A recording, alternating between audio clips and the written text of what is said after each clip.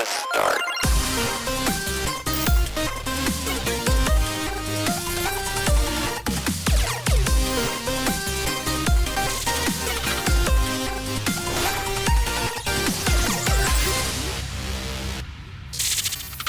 Episode 149, Game of the Year debates continue. You know, I thought last week we were all very kind. If you haven't listened, please go back and check it out or go watch on YouTube. Daniel and I got into it a couple of times. I mean, the Strangers of Paradise thing was probably about as feisty as it got. And that was about it. Well, I mean, it was more like Derek was mad that I was correct. That's really the issue, you know. So that's what it was. Yes, But this your time- bad takes. Yeah. This time we're going to be trying to rank 3 different categories. We'll see if we can make through all 3 of these without any major hiccups or kerfuffles. Just put shenanigans. Xenoblade Chronicles 3 on top of every one of them. I don't even know what the categories are. Best Just put it performances number too, one. you think? You sure about that? Performances? Yeah, I don't know. I can't back that one up for performances. All the There's nothing, yeah. nothing wrong with them. Nothing great about them either. So. I mean, I think I'm going to put Knifey from High on Life above a lot of those, I think. I mean, it's High a on lot Life of- has It's a lot of wonderful teenage I love that. drama, so yeah, I would definitely put it number so- one for performances. We'll also have a couple of personal pick categories too, and but we're going to try to just jump right into it. There's probably some new games out that you're listening or watching going, why aren't you talking about this? Or there's probably some headlines that you're like, hey, why aren't you talking about those? Sorry, we'll catch up on those later. We're just going to jump right into our categories. There's really not enough time to do all the extra stuff. So we're going to go right to best visuals of 2022. Best video game visuals, okay? Avatar 2 does not count. You cannot vote for that one. But it was Yeah. a literal video game cutscene. Sorry, can't do it. But have you guys seen Avatar? Have you seen it? It's Have you 2023, Dan. we You're cannot now make off that the joke anymore, podcast. Dan. Listen, Guys, We're guys, all growing and changing. guys. Okay? Nope. We will grow in 2023. You're not gonna get Daniel to grow in 2023. No. He uses the same jokes that he started in like 4 or 5 years Way more ago on grown the than you'll ever be. I don't fall asleep on podcasts like a little baby. I I had a rough night. Hey, I don't speaking know. of jokes over time, Derek, have you ever kept track of the jokes that you and especially Sasan have gone through, like your trucker phases and like all I the different get, I phases? get memories on Facebook. I'm like, man, I miss those trucker days, man. God, God, I get God, so oh many. my gosh. I had a good one with the whole COVID thing and Trump. Yeah, I miss those days. Some good stuff. All right, well, let's talk about best visuals in video games from 2022. I'm gonna do the screen share thing. I know that it's not the most exciting thing to look at if you're watching on YouTube, but these are Yeah. long episodes, so you're probably gonna be listening mostly. Let's look at the I spreadsheets would and want crunch to the see data. them if I were like listening Yeah. to the fan. Yeah, me too. personally. So yeah. Who wants to I see mean, our Yeah, dumb Tim, faces? don't apologize. I just What's that? picture a fan, our one fan, watching on YouTube, Gaston. looking at the I- I- spreadsheet. Gaston got it. Gaston, I see him too. looking at the spreadsheet and going, "Hello, the right game is right there. Pick it." Jeez, God, duh. Yep. It's Sonic. Yeah. It's Sonic, guys. Sonic. Sonic. Yeah, it's All right, Sonic, so- everybody. I played some Best Sonic. performance. It's Can Sonic. can you see the whole thing, and is it kind of like sized in a way that makes sense for the screen? Yeah. For me, Yeah. yeah. Good for Okay. me. Yeah, All right, good let's. size. I'm not a size queen or anything, but I'm really glad you I put just lost it, hang Crossfire X on here for best visuals. That's so glad that- Thank God for that. Thank you, I think we Tim. can go ahead and move this one over Game of too. the year. Tim's a real- Babylon's Tim's Fall, a real hero. Babylon's Fall better be moved over for every These are our 2 category. winners. I think we should just go ahead and put those in the top 2 for now. Hold and then we'll work I'm on here the for rest. it. can we just actually say that's GOTY just to be brave and stunning? Like, can we just Crossfire say it?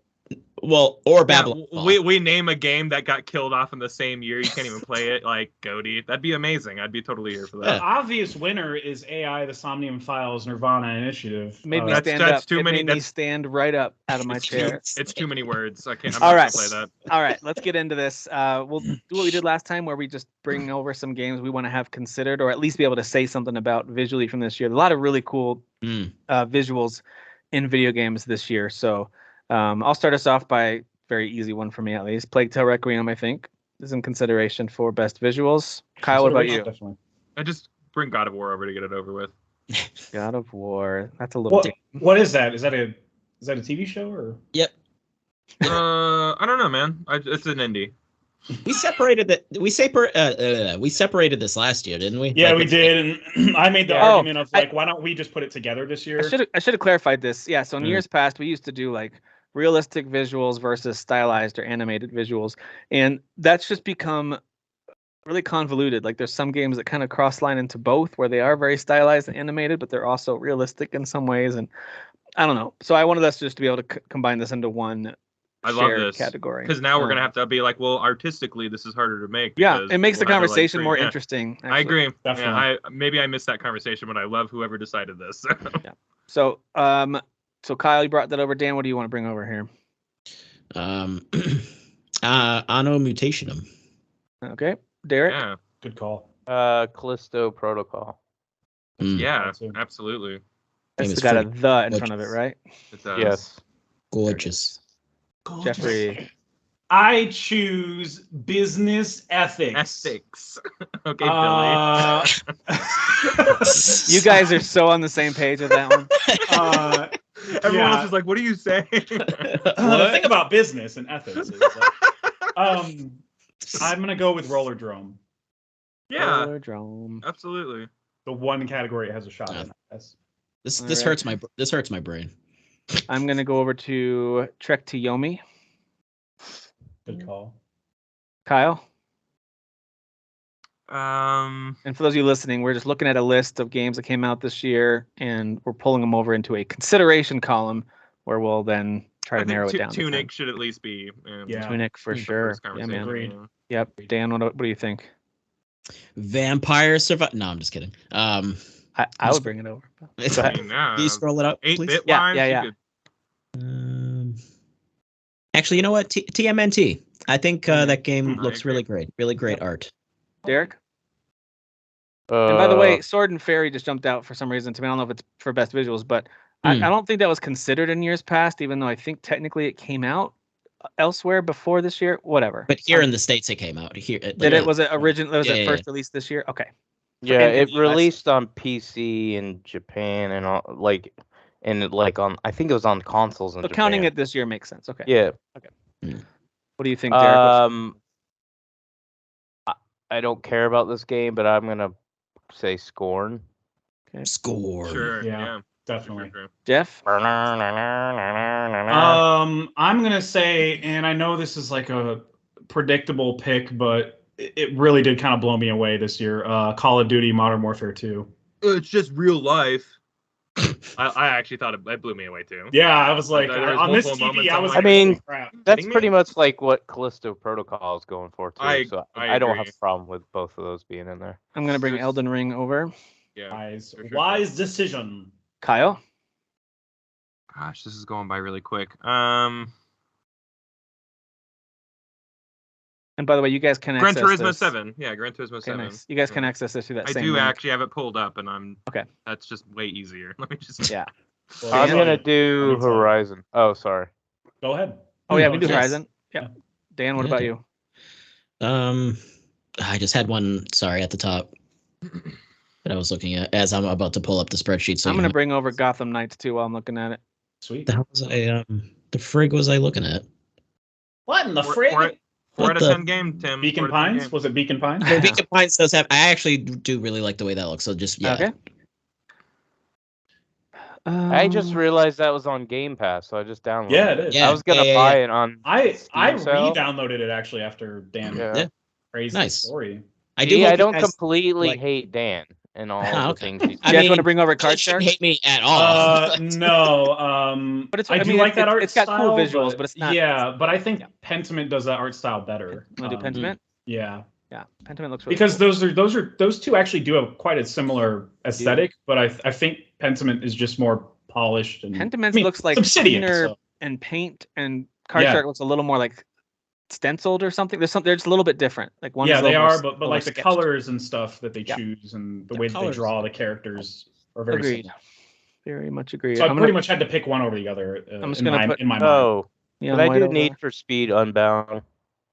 Yeah, we could put Sure. Need Yeah. for Speed. I'll put Neon White over. That looks good. Yeah, I like. Yeah. That's a good one. I forgot about that game. Honestly, I Need for forgot Speed. that was- I wish they did more than just the smoke, like kind of stylized stuff. There's a little bit more than that, but overall, it still kind of looks like a really cool racing game. I was hoping the whole thing was a little more stylized, but maybe I missed. Maybe there's more later. Oh Well, yeah, I think when you it's do just when you really do jumps, the- there's a yeah. lot of as you're doing more things during the races, like you Oh, start okay. you start showing off some more of that style. Hey guys, immortality. Am I right? Yeah. I'm gonna You bring literally over just Lego filmed Star. it. I'm gonna ignore that and bring over Lego Star I'm Wars. gonna ignore Lego that. Star Wars for sure. Ghostwire Tokyo. I really like the look of that game. Yeah. Yeah. yeah, What yeah. if some what if I just pick Star Ocean for best like Nope. hairstyle? No, Not definitely visual not. style, hairstyle. No. All right, let me look at the top here again. Working my way down. What's missing? Yeah, I definitely. think Arcade Paradise is worth putting in there because of how many art styles it's doing. I like that argument. I like that. Yeah. I think they do all of them well. So Because like the main laundromat walking around area, that part's not impressive. It's not ugly, but it's not great either. It's Yeah. the creativeness of the games. Yeah, I'm with you there. I'm Yeah. with you on that one.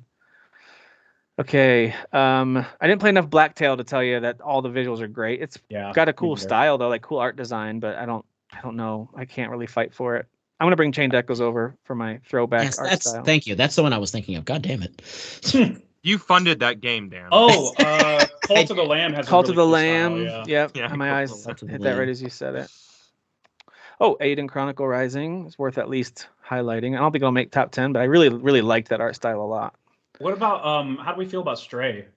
Oh yeah, Stray. Yep. Stray's a Stray good has a one? nice Okay. has a nice look to It's it. definitely worth at least and Sifu too. I think those are both Sifu at least definitely, worth yeah. at least worth shout outs, if not maybe a spot. Yeah, Those some are of the great level styles. designs in Sifu are just nuts, dude. And the way I'm that it gonna shifts when you do a boss fight, it's so cool. Give Dying Light 2 a pull over. Oh, Mainly, I played it on PC, so I don't know how Oh. it really looks Hold on up. console. But I don't know about PC, that, it dude. look- It's a pretty good looking game. Yeah. So yeah. It looks great on PC. Okay. I don't play F1. I'm sure the F1 games are gorgeous Yeah, they though. always do, right? Yeah. I just didn't Doesn't look understand better in Gran those. Turismo, so who cares? Right? That's fair. That is fair. Oh, is Grounded a 2020? I guess it's officially a 2022 Technically, game, because isn't it? it's the 1.0 release, you know. I really like to look at that game. Though. Yeah, I the don't know visuals how are much I'd really fight for it. impressive. Yeah, Yeah. let's just pull it over. Nah, Just to it's- see. it's just worth we're, mentioning, We're, yeah. we're round one, yeah. Oh, High on Life, is that worth at least bringing over? Um, Not for the Series S, it sounds like, but maybe for PCs. I don't know. What do you think? it's I like the art style, but it's I don't know. it's good for what it is, but it's not like best of the year. for We're not me. really going to talk about it again, even if we did bring it over. So let's just leave it here. Yeah. Let's see. I like Live Alive. even- No. No. Okay. I mean, put- it's not ugly by any means, but Same with Mario plus Rabbids. This is not saying I think it's a really pretty game. It just looks exactly like the first game did. So, and that's not a knock on it. Some games look the same the as their first game looked good predecessors. too.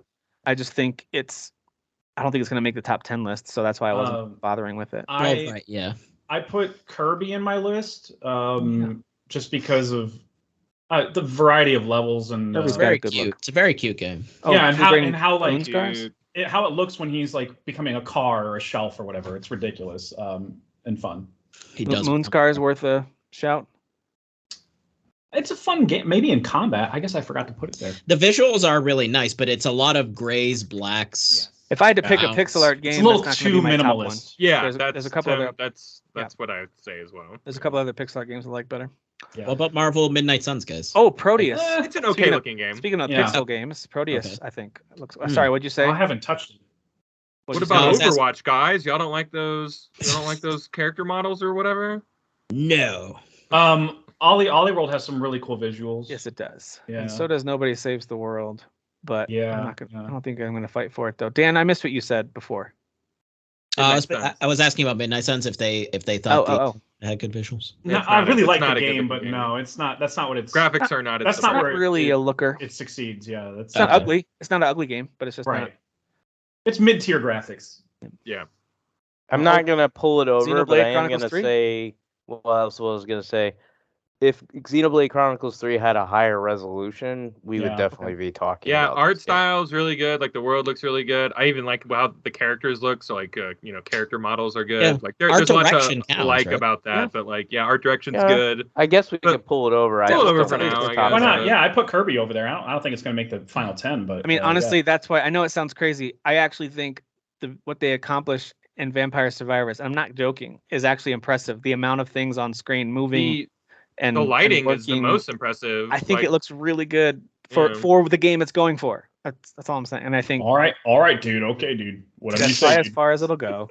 Oh, V Rising. V Rising has, by the way, V Rising does cool stuff with the light based on time of day, and you have to. Oh, stay that's what I shadows. meant. V-Rising the lighting in that one. Excuse me, where it's a mechanic almost, where you have to like go from tree line to tree Exactly line. it, But it's man. very defined where the lighting is, and Yeah. Yeah, when it's daytime, you have to really hug those trees to stay alive. Tree I, get logo. I switch V Rising and Vampire Survivors in my head like daily. I'm like, Yeah. y'all playing that new cool game, V Rising, the one that's like 8-bit or whatever, and they're like, what are you talking about? V Survivors. Like, what are you saying? V3. I want to Vampire Rising. Yeah. Tinykin. I love the art style in that Survivor's game, Yeah. dude. It's basically this year's Tinykin looks last great. year's It Takes Two in terms of the art style and what The they're game going that's kind of in that same vein for next year is that pop-up book one, the Squire one. Oh yeah, the Plucky Squire. Plucky Squire. Yeah, Yeah, I think that's a Devolver game. Yeah. Tiny Tina's. Does it do enough in the It Borderlands? just looks like Borderlands. That's Yeah. I mean, people like that. It doesn't do anything new. Okay. I know their mouths are weird, but how Quarry? does everybody feel about the Quarry? I think it's got strong. I think it's got strong visuals, although I don't think it's going to make the 10. But I think the Yeah. visuals are. I'd Their like, their mouths are going to keep them out of the 10 for sure. I'd Just like the facial King of expressions. Fighters 15 to come over. King of Fighters 15 is a good looking game. Yeah. Yeah. I think we should have at least one fighter. I'm sure That's a good DNF would be pulled over, but I didn't buy it. I would say that one is pretty Geofield. No, he's talking about what is that DNF duel? I know, but I'm asking Yeah. about Geofield. Oh, Geofield. I think the character portraits are gorgeous, Okay. and the character models almost kind of remind me of what was that game? Was it Dreamscaper or? Oh yeah. They kind of remind me a little bit of that, but more detailed. Like they actually do have faces, but like kind of talking about. Yeah. yeah. But the character portraits are gorgeous. But again, it's like I was thinking that, but it's also like that's not going to be in the top 10. Like we can move it over just to acknowledge it but it's Yeah, not. we're in the acknowledgement phase. I like a good design. I think. Oh, and Sonic Frontiers. Listen, I gotta at least give it a shout out. Not only because of Gaston, we love you, Gaston, but also It's not ugly. that is. It's not. No, that it's is one of the like way better than I thought it would that, be. that game is a nice surprise for this year, and a bunch of different ways, and visuals is one of them. I think. Well, as long as you're not including the rain, that was god. The rain was bad. Yeah. And you know what doesn't look great? The cliffs. The cliffs don't look great. But Yeah, Dude, doesn't have the And clip. we hear Tails, I Tails, don't guys. care We about spend clips, another man. game of the year talking about clips. let me tell you about Tails, guys. Let me tell you about Tails. What, Just another reason Dan should be fired. Hey, Okay. Hey, game of the year. Let's talk about the clips. hey, All right, Derek, how is clips. They did look how good. is hold on, how is Soundfall? It has fall in the title. I assume you played it. yeah. Yeah. Soundfall. Sounds about right. Literally never heard of that game until this moment. Yeah, no, it's What I about think I the- saw it in another one of our lists, but no. Yeah. What about the Monkey Island visuals, Jeff? What do you I think? like the visual. I thought they looked upgrade. pretty nice. Yeah, it's really cool. Like it's not like over budget or feeling or anything where it's like, okay, they're overcompensating because of the lack of sequels or whatever. Like they adapted it to present day, but still maintain the cartoonish element But of it. it's It's really artsy. cool. Yeah. Because I had to return the CD keys because they were apparently out and I never got my code. I still haven't gotten to play more than just a little bit from the demo of Rise of the Third Power, which I know sounds like a Nazi game. It's not. Sounds like a Third Reich game, yeah. It is think like does. Chained Echoes. That's a 1632-bit RPG throwback, and it's got great visuals. And I haven't had a chance to really play it yet because CD keys had it listed as available. I bought it and they had to refund me because they actually didn't have it apparently. So. Anyway, CD Keys was like, "You cannot have it. Fine, fine." that sounds. That's exactly what they said. Yeah, exactly what they said. All right, Moss, Midnight Fight Express, Marvel Snap, Mario Strikers, Lost Ark, Live Alive. Last chance to move things over. Anything jumping out Have at a you? Nice Death has a really cool art style. That one is a action platformer, but it's kind of like a Grim Fandango type of Tim Burton-esque type thing, where the backgrounds are like gray and black, but every time you do an action, it's a color. It's really cool, dude. It's got a really cool art style, and it's a fun game. It's got some good combat. It kind of looks like I think it's Hollow only Knight. early access, but still. a little like Hollow Knight, and there's another game I had in mind that looks like, because I looked at it when I remember when it was announced. It has a really cool art style though, like almost like Guacamelee and Hollow Knight squashed together or something. It's Exactly. Yeah, it's a little more cartoonish than Hollow Knight for sure. But yeah, that's all I got. Goat Simulator 3 is as glitchy as ever. That's the appeal though. Yeah, Ghost Song does have a cool style, but yeah, that's true. not Remember enough that for one. me to really fight it. All right, I think we're good on the consideration list. Yeah. Let me collapse these a bit. Wow, that's a lot of games. Okay.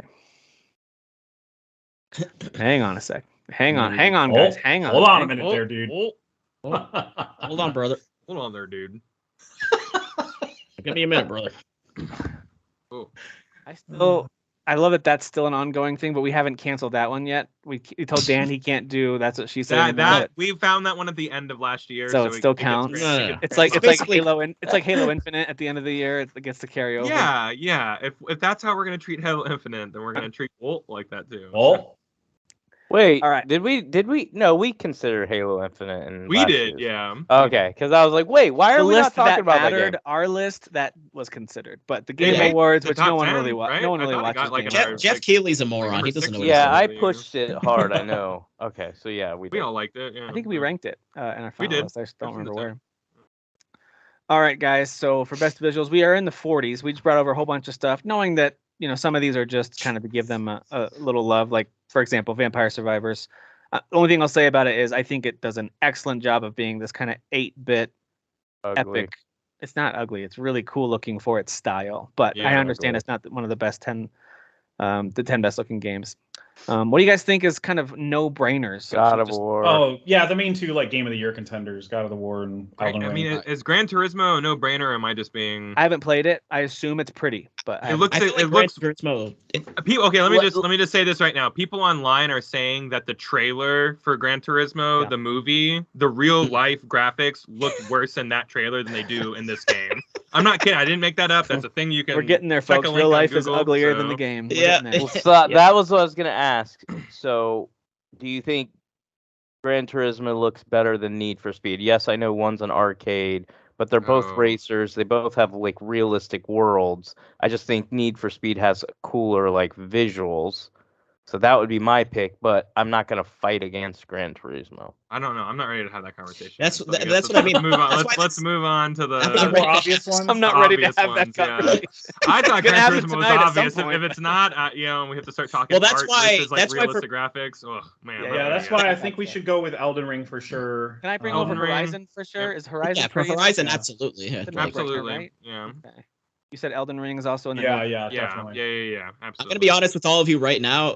I think Horizon is number one in my opinion. No. gorgeous. It's gorgeous. Like, We'll talk about It's it. not, but I like your spirit. Well, I can't wait to It hear absolutely what you're spirit. thinking. It absolutely is, but Okay. This is. I mean, honestly, it's after those three. I think it's where it gets a little tricky. Well, yeah, for me, if I have to pick a darling, it's Roller Drome. I just love I that actually art will style. second that one. I'll Yeah. second that one. Yeah, hardcore. Or at least bring it over. Maybe Let's not bring it for over. like It's to like- a second tier. Yeah. Yeah. It's exactly. like, remember that game Sable, which was boring as Yes. sin, and Yes. The art style was contributed to it being boring. But it was this unique. is like yes, but it was going for that. What do they call it? MTV Liquid Television. It was going for that like Aeon Flux like type of art style. Yeah. oh, dude, Um, And Roller Drome nails it in a way that It Sable was looks trying hand to. drawn. Like, Yeah, I it looks don't know, like it's hand very drawn cool. and like just I don't know, man. It's like a Oh. 90s aesthetic to it. That's just really You fun. know what game I forgot to bring over because I think I forgot to add it to the list. Hang on, let me bring it over from my personal list here real quick because it's not on any lists, so I wanted to at least acknowledge it. Oh yeah, good call. Good call. That's So a this really cool. Squad Sky 51 Captain versus type the of, flying dude, Sky Captain is a great way to describe it. Sky Captain World of Tomorrow, or like really any of the old 50s movies where there's a narrator over top. Yeah, or it's like and today we do this. And da, today, da, and da. here, and then they've got clearly have like a toy over like a bathtub, and they're trying to like Yeah. just like it just has this very old school look. But yeah, you're fighting aliens. It's not a super fun game to play. That's the problem with it. It's Right. very very okay. It's not bad, but it's just it's a very mediocre That's on a rails. bummer to hear, but it's not surprising because if the gameplay did succeed, we would be hearing about be it hearing about a lot. But- yeah. And I'm not going to push for it to be on the final 10 because I think Jeff, you looked at it, and I know you bought it. It says that you and me are the only ones on my friend list that own it. Right. Yeah, I own it. But, It's still installed for me. Yeah. But I'm not going to push for it. But I just wanted to call it out. I think Squad 51 is a very cool art style. The one that I do think, agree. unless you guys really disagree with me, I think deserves at least a spot at the bottom of the top 10 is Trek to Yomi. I think that game has incredible visuals, but I don't know. It's in my personal 10. Yeah, I love. I mean, I'm a sucker for cinematic visuals, and that is cinematic. It's Akira Kurosawa, just Yeah. pretty much a copycat of that. Like it's I don't like the nails it. game, but I think visually Yeah. It's one of those games, whether you like it or not, you can appreciate the style. Put it here with Yeah. Rollerdrome. I Very think, cinematic. in my opinion, the Callisto Protocol should come over. I Keep think so hearing that. too. Yeah. All right. I think Bring it's it over. definitely one of the best looking games of the year. Let's bring that one over. All right. What else is jumping out? Dan, what would be on your list that you would like? We got to include this. Plague Tale is definitely gorgeous. Like that game visually is very impressive. It's on my. Yeah. I think it's in my top. Where is it? Top 3. There's Maybe. definitely some very striking scenes, especially it's in my 5 or 6. Oh, I have it at number something. 5. I have it number 5. Oh, Y'all never mind. have It's visual nowhere in my lists? 10. Just kidding. Really. I hate it. Oh, okay. He hated the game. I'm gonna move it here for now. Sexist. That's what it is. It's because Okay. she's a Females. woman and she's I a do woman who think- uses the Lord's name in vain too much. I for do me. think Yes. the Cult of, I do think the Yes. Cult of the What a Lamb heathen. visuals they might have won the artist or like the animated, or they would have been up there if we had an animated only visuals. I think Cult of the yeah. Lamb would have been up pretty high. I don't know Yeah. if I know Jeff, you played it. Anyone else? Oh, Kyle, you played it some. Yeah, I played like an hour and a half of it. Yeah, I That's don't know if awesome. the visuals were as striking to you guys. As they were Yeah. to me. absolutely striking. Yeah. I What do mean- y'all think about Scorn? Again, another game I don't also care striking, about. even though I didn't like the game. I think striking. I think Scorn is Dude. definitely one of the most interesting. Yeah, looking games that of the art year. style is like I know if those are actually breaks my brain how they thought to connect the way they connect. You know, they do the Geiger thing and like connect certain body part. It just makes no It's sense. gross. It's like Yeah, gross. it's It's gross. gross. Yeah, it's gross. Yeah. But, Everything like, looks wet. You know, There's something mathematical about the way that they did the art style that's WAP. just so impressive. Yeah. God damn it. It's the WAP of video It's the games. WAP sound. I would soundtrack. even say that the tapestries are a bit somber. So They're very somber tapestries. yeah, Yeah, for very sure. somber. What is this? Is this a reference? I don't understand. Yeah. Easy allies. Easy. Yeah. Ah, of course it is. Of course. It's actually the ad for the game. Yeah, It's yeah, like, yeah. The ad for the game uses that terminology. Do we want to give Tunic that same treatment of like Cult of the Lamb and Scorn, where it's like even if people didn't click Yeah. with the game, the visuals were really, really good? I would Do say we- yes because to Yeah. me, like that's actually above Rollerdrome and Trekka Tayomi, if I'm gonna be honest. It's to not me, above it's- Rollerdrome. You're wrong, but yeah, it's really good. I well, had then my, why am I I here? had my prescription tell you guys checked this Forbidden year, West Dan. is the You might best. wanna do yours. I I've give it got- to Xenoblade. Xenoblade has a great art direction. You think I so? think I love. I the think way- so. I honestly, not just because I love the game, I acknowledge I'm a fanboy, See, but I this is why actually it's- loved Xenoblade Chronicles 3 the way it looked. I just wish the resolution was higher. yeah, Take That's the, the no, only take the thing. technical, I feel take the technical similarly. qualities out of it. Just That's talk what I about the mean. art style. Yeah. That's why Oh, this is tough because we're it's- just mushing it's- everything together. Like Well, It's yeah, exactly the type of game, like, it's the reason I played it. Like, I love the world. It's Yeah. not just the gameplay, the character. I love the universe. I loved traveling the entire, all the planets. Everything looked awesome. So, yeah, I think if Let's move it over. the way I look at it Down is if here. it was on PC and I was playing it, I would be talking about this as one of the Yeah. best looking games. Yeah, I feel like making like really striking and memorable, character models are important. So you're like, oh, that's that guy. Oh, that's that guy. And then they're always switching outfits too and stuff like that. And like everything just has a really striking look to it. So yeah, I have to agree with that. I have confession, I guess. I have Call of Duty in my top 3 for this category. I just haven't Oh, played it. It's just Oh, I love it. I mean, it's a good looking game. amazing. Like, blew me out. It blew like me away. I I remember don't- I seeing, think I remember seeing on our clips where show- like people captured their gameplay and posted it on TikTok, and until the character pulled out a gun, the People thought it comments was were really like, Amsterdam. the comments were like, "This is Amsterdam. This is for real Amsterdam, Amsterdam." yeah. I've been there. Hey, I have Yeah. breakfast there. Oh, It's I literally remember the that. same That was amazing. cafe. Yeah. That's so crazy. Yeah, I remember when IGN did that video. I don't think we've ever, and I could be wrong, but I don't think we've ever in our podcast ever moved Call of Duty over because we've always said It's every year. It's, Yeah. it's the same, because that's like how these lists, as objective as you try to be, you're still going to be subjective. The way you feel about an actual game or Yeah. a franchise does matter. Of course. But I think this was a really good Call of Duty game. You can't deny it's gorgeous. Same reason I'm bringing over Callisto Protocol. Yes, there is some artistic direction, but it's more of those two games to me are the best looking when it comes to like if you're looking for a realistic looking Yeah. visual. If you're trying to Absolutely. like blow somebody away by Yeah. showing people what the next gen looks like those are definitely the games. Those Those are two the are the showcase games two right best. there. Let me mention a few that I'm not saying we should bring them all over because I like that we're just over 10, so I don't think we necessarily need to bring anything else over unless there's something you guys are I really mean, you fighting can for. bring over Gran Turismo. We gotta have like I felt like Kyle and I were dating. Oh yeah, we Like, need we're to not choose having this between. conversation We're right not now. going to talk about this right now. But all I Garrett, was saying Garrett, is I wasn't saying can Gran we when we get Turismo home? 7. Can we? So May we wait? the reason why I'm thinking I don't necessarily need TMNT on this list, although I do love the art style, Very is it just did the same thing that I've seen a lot, but it did really, really well. But it wasn't like a new TMNT thing, but I really liked it. And then Stray, I thought was a very unique world they built. I thought the Yeah. robot design was great. I thought traveling that Undercity was really fascinating, but it wasn't can't necessarily speak to that. mind-blowing visually. It was just kind of like, wow, this is creative. So I liked their design. Yeah. Like I'm with you. I'm with you.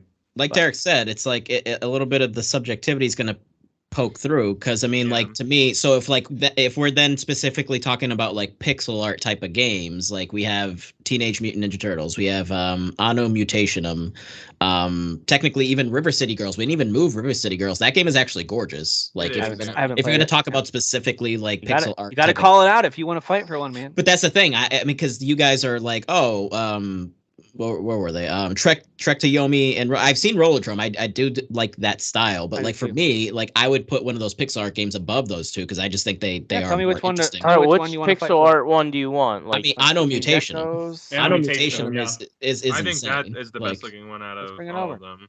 Yeah, it's definitely. crazy. The amount of detail in something that's just a bunch of pixels, but like obviously then when you're panning it back, it looks like Yeah. an actual like image that you can make out. Like, but Yeah, it's still I think pixels. Like the it's, best way to do these things, and I said it before, was everybody has in their mind a 1 or a 2. Like, yeah, we all agree God of War, Horizon, even Elden Ring, art style and all that visually is stunning. After that, you have like 1 or 2 games you want. You should be able to speak up and say, that's the one I want over. Whether So- you agree or not doesn't matter. And we'll get to this when we get to, because I do think that's our top three. I could be wrong. Maybe something like Callisto or Call of Duty and totally justifiably might bump up there. But I will say that I'm doing, of course, because I'm crazy, another playthrough on Elden Ring, but on the PS5 this time. I wanted to sit on my couch to play it. madman. And I just got to the main city. I'm blanking out even what it's called. I've been there like 5 times. I just got to but when you first walk through and it opens up and you see the essentially like dead dragon that's now a stone statue, and you see the city and the giant spear, yeah. and I was just like, this. I was just Wow, playing you're yesterday. pretty far into it. Okay. Yeah, that's a playthrough I picked back up, but I was just like, man, this is one of the best looking games. Like pixel perfect, not necessarily in every spot of the whole game, but man, is it really a it's- good looking game. It's huge. It's gorgeous. It kind of reminds me, like I was saying, Xenoblade Chronicles 3. Those 2 games are very similar when you're talking like visually, as far as both of them being really big Yes. and nothing really looks the same. You're constantly going into different areas, Yep. but the world and the universe they create is very interesting and like they look good. It's just one has Yep. definitely better fidelity and resolution. Yeah, you get up to this plateau area, which is kind of spacious. There's lots of plains and there's lots of flowers, but then there's these super creepy hooded creatures that will spit this poison at you, and they make these weird noises like coughing while you're going through the forest, and the music's pretty nice, but you hear this terrifying noise. So like, still, anyway, it's all very well done visually too. So, anything else from on this side? Sonic, Proteus, Sifu. They're all good looking in their own right. Yeah. Lego Star Wars, I think, is the best looking version of that thing. Right, Um, definitely. Same with Kirby. It's like same that's with the best Kirby. looking version of that game. Yeah. Yep. I know Kyle had to step away, but Grounded. I still think Gotham Knights looks great. I don't know if it looks great on every console that it's on, but I thought it looked.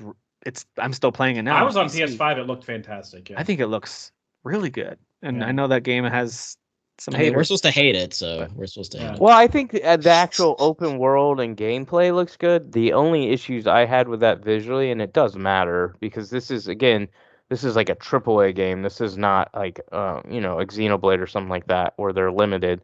I thought the character models and all that was like very. It leaves a felt lot to be last desired. gen. I agree. Yeah, it wasn't. Especially when you're in the home base and your masks are all off. It's not amazing the way they look. That's Or the way that literally my the way the only characters issue. run around, like when you switch between characters and run around, the way they Yeah. walk looks like, you guys in Greedfall? What's going on with your butts right now? Like, I don't Yeah, they understand. got poop in their pants. Hey Tim, since you're further along and the game has been patched since I played it, does your Red Hood, when he's out of his costume, does his hoodie have the strings out straight forward? Oh, I would have noticed that. No. Okay, yeah, he did for my entire game. Every time we were at the Belfry, his pull strings were hoodie erect. pull strings were straight. Were not flaccid. They were very erect. Yeah. Oh my gosh. Every single cutscene, it was so funny. That is not good. That is Yeah. not good. Best visuals. Jeff, did No, that happen no. for if it happens for more than 4 hours, you're supposed to contact your physician. I forgot to call the doctor. Yeah, my bad. Yeah. Chained Echoes is gorgeous, but I think having something like Anno over there, as well as even Tunic, like having some of these smaller scale or Cult of the Lamb, I think having those to kind of represent smaller games makes me happy. even I those are think we've covered. You got all the There's styles. some games that are I think there's some games that look good on the left hand side, but I think we've got our I agree with what you. should be eventually our top 10. I agree with you. Let me just shrink these down so you can see them for reference. Yeah, you're not wrong. This is very, now that we're closer to a 10, this is going to be a very interesting conversation of like, how do we want to represent each style basically? And do we really want to go quality over everything, or actually try to represent games like Anno Mutationum or Tunic, whatever, you know? Right. Well, and I think that's where, because like for instance, you guys love Roller Drome. No, I didn't play it, but that is not like subjectively, that is not my style. Like I will say that's absolutely needs to be out of the top 10. Like that's how I feel about stuff like that. But I understand that you guys feel differently, so it's gonna place probably. But I think that's where you'll get the representation. Is you have everybody on this podcast has different tastes. Like yeah, definitely. Some of the stuff y'all are listening, like this is beautiful. I'm like, no, that's so freaking ugly. Whereas I'm sure some of the stuff I'm saying, y'all are like, okay. So I'm gonna move this into the group of ones that maybe there's possibly some split on, because I think does everyone feel like Trek Tiomi deserves a spot on the list, or am I off? I think it's mid tier. Might be it might be towards the end of the list, but is it in the 10, or do we think maybe it's in my 10 personally? It would be in my 10, especially looking at these. I think it's 15 games. I think it deserves. I was going to ask about these two as well, not just Trek. So like Callisto Protocol, I've still not played it. Callisto, I haven't played it either, but I think it has to be on this list. It looks amazing. Same with the Plague Tale. I think it's an incredible looking game. Yeah.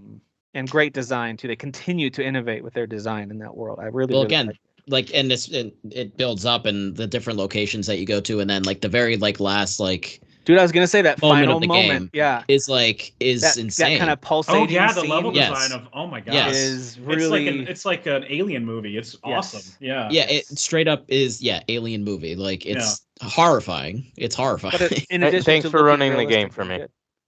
Thanks for running. I haven't played it, but you lying liar. Weren't you on our spoiler cast? Spoiler cast? Didn't you head the spoiler cast? Weren't you talking about it? Okay, you lied about finishing that game. Okay, so I feel like the rest of these are maybe ones that, and maybe Call of Duty has to be on there just because it's flat out gorgeous, or does anyone feel like maybe it doesn't? At this point, I feel like we should what is it most similar to? And like Derek was comparing it more to Callisto in terms of realism. And if we agree that Callisto should be in front of, then I think that when you reminded me about the Amsterdam comparison, I remember that was a big deal for a few days there on social media. That alone, even though I haven't played this campaign of this game yet, and I really want to, that alone, I'm like, oh yeah, this is obviously one of the prettiest games. I mean, the opening level alone, it's literally Zero Dark 30. That's where my mind it's goes. So freaking amazing. Like, I think it has to be top 10. It has to be. You think so? Okay. I think it has. Open to that.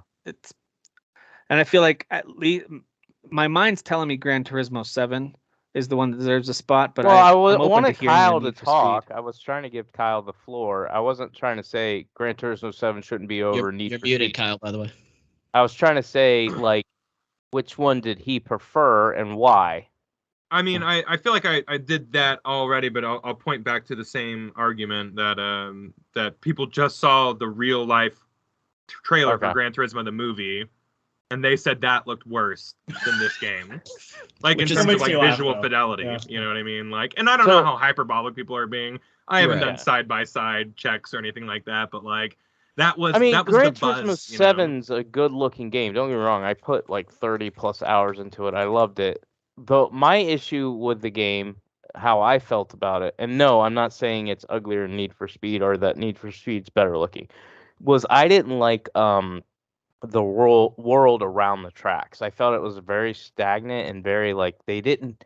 It felt for me. This is just me. It felt like PS4. The cars, all that, how the game played, that's PS5. But like the world around it, like the tracks and stuff like that, I was just like, this looks like they didn't really even put a lot of effort into it. So that's why I wasn't like visually blown away by that game. But that's just my take. Yeah, I haven't heard that from Horizon is anybody. Yeah. But Well, I've heard that it from doesn't, that one doesn't mean other I've been person. listening either. Not to you, but just in general to the larger discussion to everybody out there. But I've heard nothing but glowing things, myself included, about how good Gran Turismo 7 looks. It's basically Same. like real That's all I've life at heard. this point. Yeah. So I- that's fine. I have very limited experience with most driving games, except for Forza Horizon 5, a little bit into 4. I played less than an hour of Need for Speed Unbound. I thought it was fine, but not only gameplay wise, but also visual wise, I just didn't think it was as good as Forza Horizon 5. So I was like, I don't need to keep playing this. I know that sounds weird. I'm not a huge car fan though. So if I'm like, if I'm gonna play a racing game, I'll just go play more Forza. There's plenty of to me, Need for Speed Unbound looks exactly like Heat. The only difference is the visual, like the changes visually as far as the art style with the anime stuff. That's it. Like the actual world, the cars, everything looks like Need for Speed Heat. And that's why when I was playing it, I put 10 hours into Unbound, so I didn't just play it a little bit. Okay. And when I looked at it, I was like, okay, yeah, this is cool. Like I like it, but it didn't like blow me away. So Yeah, that's kind of where I'm at. I really liked maybe it. Gran but- to me, Turismo- that one's not a top 10 game. Need for Speed is not. No. Okay. Let's move it back over here. I think Gran Turismo is likely staying. I'm gonna put it by Call of Duty because I That's think what it sounds like. Yeah, I think I even put it in my 10 just because I'm knowledgeable about how it looks. Like it's just like I've seen how it looks and runs. Of course, it's got to be in there. Yeah. Same thing for Elden Ring. I didn't really play it, but like I watched so much gameplay on that game, like so much when it came out. So Yeah, I know, definitely I know not. what's up. Definitely not pretty in every corner of that ridiculously massive game, but there's probably about a dozen times in that game that I just paused and I was like, "Dang, man, No, this it's is visually stunning.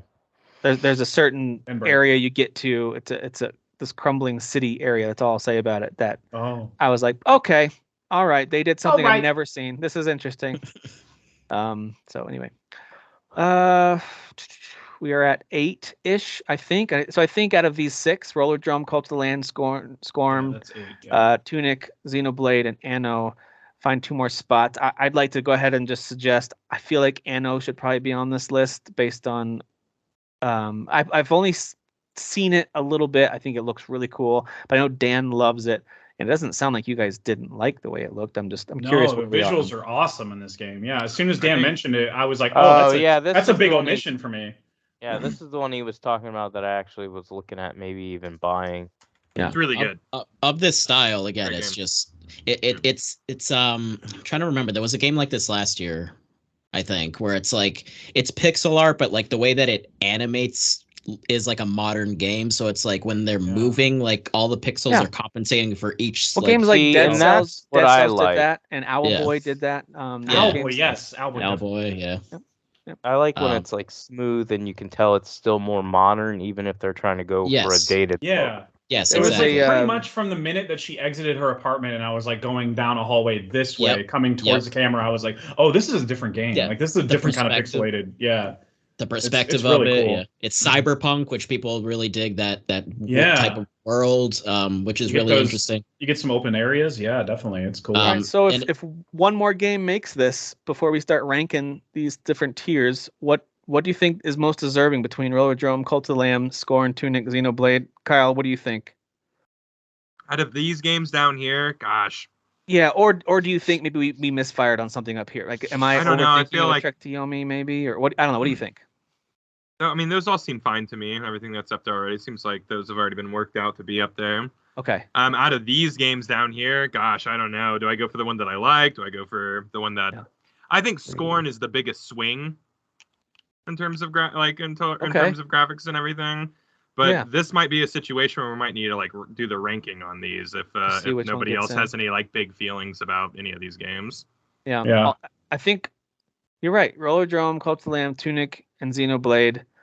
They're all very, very good, but Scorn does something totally new. And you're right. I like the term big swing. It kind of does a big swing for It something. does. It's the biggest, squelchiest of Well, swings. for me, Well- like again, with like something like Scorn, it kind of fits into where it's not like I think if we played this, I'm talking as a group, played this game and we're like, we love this game, it would be top like 5. No, you're right. I think Yeah. the only reason Yeah. why we're not So like it's good to going acknowledge just crazy the over it- visuals of it.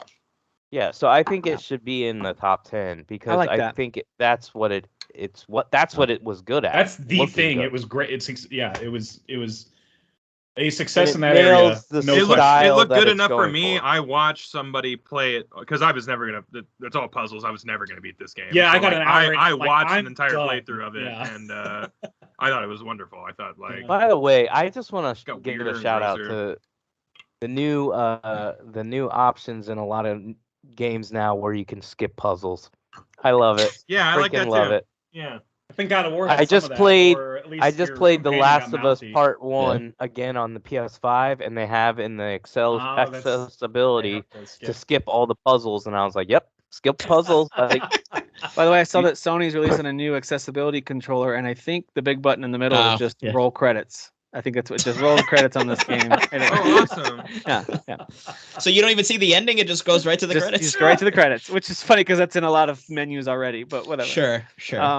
All right. So is it okay that Rollerdrome, Cult of the Lamb, Tunic, and Xenoblade Yeah. Chronicles 3 are kind of our official? I I'm- guess alongside Need for I'm- Speed I'm a Unbound. little bummed about Rollerdrome, but considering the stuff that's getting represented, I mean, there's no denying the visuals that are up there Yeah. already. So I feel. Yeah, I I feel like think- something I like think Tunic would have Tunic deserved it. Yeah, but I'm and okay Cult with of these. the Lamb are the only ones that I was like, "Oh, those actually look interesting for me," but I don't have any feelings for them. All right.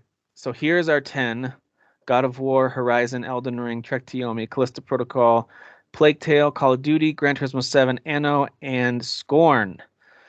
All right. So we have them grouped right now. We have a top 3, and I read them in order of how we have them, and then we kind of have a sort of a middle 3, but I don't know that that's set. It's more like a top 3 and a bottom 7. yeah, I feel like Trek to Yomi would be towards the bottom. Yeah, it might Honestly. be. I think maybe something like Callisto, maybe even Plague Tale, but would probably bump up based on Mhm. what you guys are saying. I don't know. Well, what do you Callisto, guys? I think, should definitely be in like top 5 or 6, maybe somewhere in there. Well, I was gonna ask you guys like between.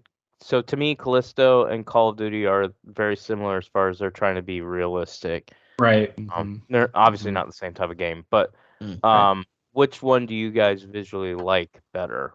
I think that Callisto Protocol has more of a like they have to like design creatures and stuff like that, so I give a little more nod to that. Same. And the way that they weaponize like lighting, the Yes. lighting is good in both games, but it's like next level in Callisto Protocol. So yeah. And Dan, Yeah, you played this that's game why. too. What do you think about that one being in our top 5? Yeah, I mean it's gorgeous. It's a gorgeous game. Yeah, the lighting is fantastic. I mean, again, there is some repetition with actual usage of creatures and enemies, but like they're very detailed. And if you're actually like looking up close at them, they are gross and scary. Yeah. There's just things are happening so fast that you don't even have a moment to like be scared or you, oh shit, this thing's coming at me. So Even like the death animations, like Oh, some of yeah, the ways you dude. die and the detail of it. Oh Visually, yeah. Jesus Yeah. Like they are Christ, yeah. definitely trying to gross you They out. thought and out they- hundreds of those and had to Yeah, map it yeah, out nailed and it. QA it and everything. It's crazy. Not only can you Wow. telekinesis the enemies into like a giant like wall fan thing, but like you can also fall into it, and depending on the way you move into that fan, it's a different animation. Like they put Well, thought also into that. Like beating up the little baddies or whatever, whether you're Yep, shooting them yep. or hitting them, like it's all dynamic. Like it's Yep, like yep. where you hit them, So, like yeah, things shred away in a multitude of different ways. Yeah, you that's know? what I was seeing in the gameplay that I was watching from like Dan streaming online and stuff, is that it's very much like Last of Us Part 2, where it's like depends on the trajectory of your weapon and how you Yep, hit yep. them, and Yeah, that's they how the thought about animation that. happens. They're not the first ones to do all the death animations, those guys. Bubsy back in the Super Nintendo days had like 20 different ways for you to die. Yeah, absolutely. Can we add Bubsy to the list? Bubsy to the list. Yeah, Bubsy. So out of these 6, because I do think Callisto Protocol is in our top 5. I think that's fair. You guys have made a great case for it, and even from what I've seen from videos, kind of like Jeff, where I'm like, you don't really have to convince me how gorgeous this game is. And hearing you confirm it, guys who have played it directly, I think it's well deserving of somewhere in that top 5. I don't know exactly where. I like to see a Plague Tale in that 5 or 6 range too. I feel like that's at least in the middle somewhere of this list. But is there any detractors of that game visually? If so, that's fine. I'm just curious. That's near the bottom for me. Yeah, Okay, it'd be near the these? bottom for me as well. Okay. But You guys like, would I could be obviously convinced to like bump it up a few, like if people like, hey, the rats looked really good, or or whatever. And I'm curious, this is just me because I have it as my, what do I have? I've got Trek to Yomi as my second best looking game of the year. I had Roller Drome at my number 2, so it is what it is. It is what it is. No, but I'm just curious because we've all played it and or seen it, and is it just because the game isn't that fun to play? Is that why it's hard to think visuals are that good? It's kind of what Eric was saying for me it was like, yes, the environments are expanded like significantly, like each level is obviously bigger than Innocence was, but I feel like they're kind of just doing the same art style as Innocence. Innocence. And it looks. What's Innocence? I'm blanking What are you out. talking about? A Plague Tale Innocence. Oh, okay. Sorry, I was talking about game. Yomi. My bad. I didn't say that clearly enough. I thought you were asking about Requiem. I'm sorry. But that question still applies. Let's just talk about Plague Tale since you were already there. Let's stick there. So yes, a lot of stuff that we've seen before in Innocence, you're saying maybe we've seen in Requiem too. Yeah. I think it's just like obviously an enhanced version of Innocence. Yeah. Okay. Innocence, so like they definitely more detail, right? Well, then why can't we say that? Not to sound like not trying to sound bratty here, but why would Call of Duty or Gran Turismo get that much love then? I would swap those out with there's still a lack of realism for me with Requiem. Okay, fair enough. I don't know, compared to the which is literally real life like location of Modern Warfare. Yeah. Yeah. I don't know. Maybe it's just the way I was running. I'm forced to run it on my PC, and I had optimization issues and stuff. That could be swaying my opinion some. Yeah, again, it's tricky when you're mishmashing all these different. I mean, we have Anno Mutation, which is like a pixelated game. You have Call of Duty, which is like photorealism. You have Elden Ring, which is 5 guys coming together with. Oh, I know. We have some objectivity, but it's subjective. So yeah, they're all very different.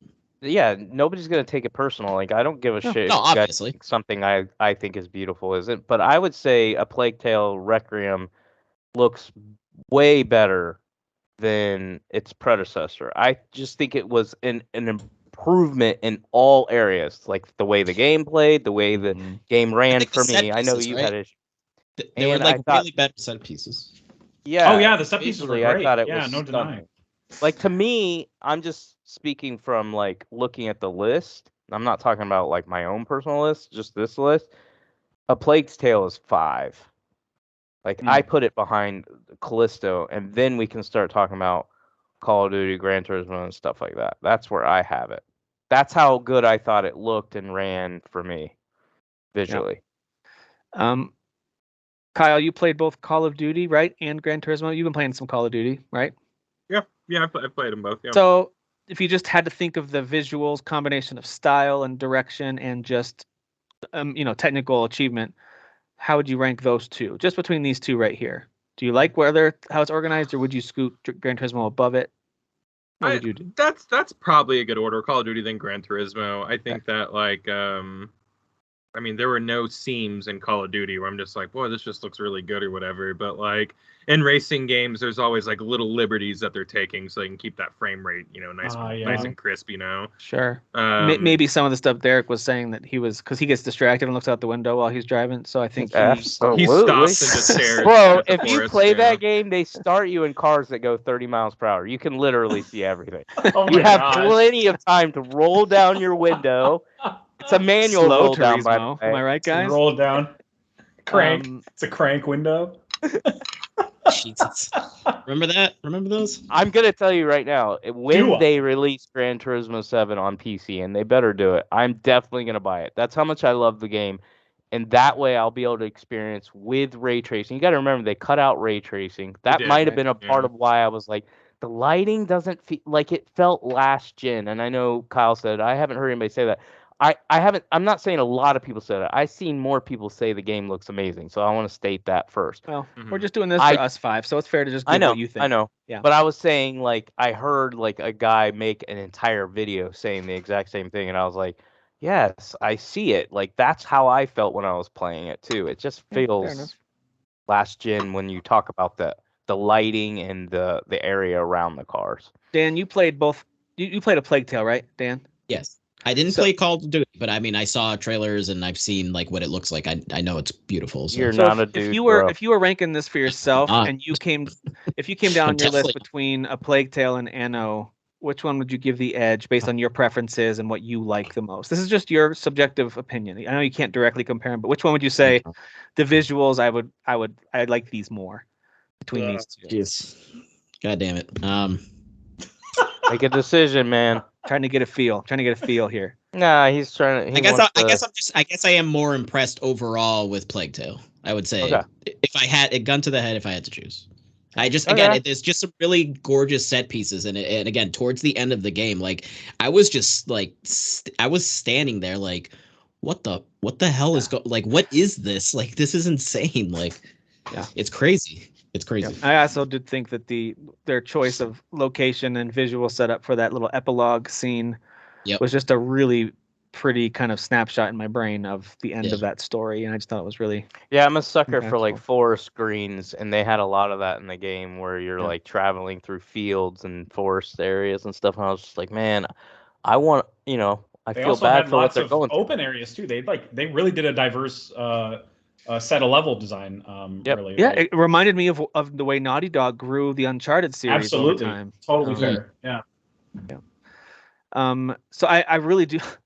I know this is probably lazy, but I feel like the order of these four is probably right. I know. Call me crazy. I know that's kind of a little lazy. But maybe I'm off.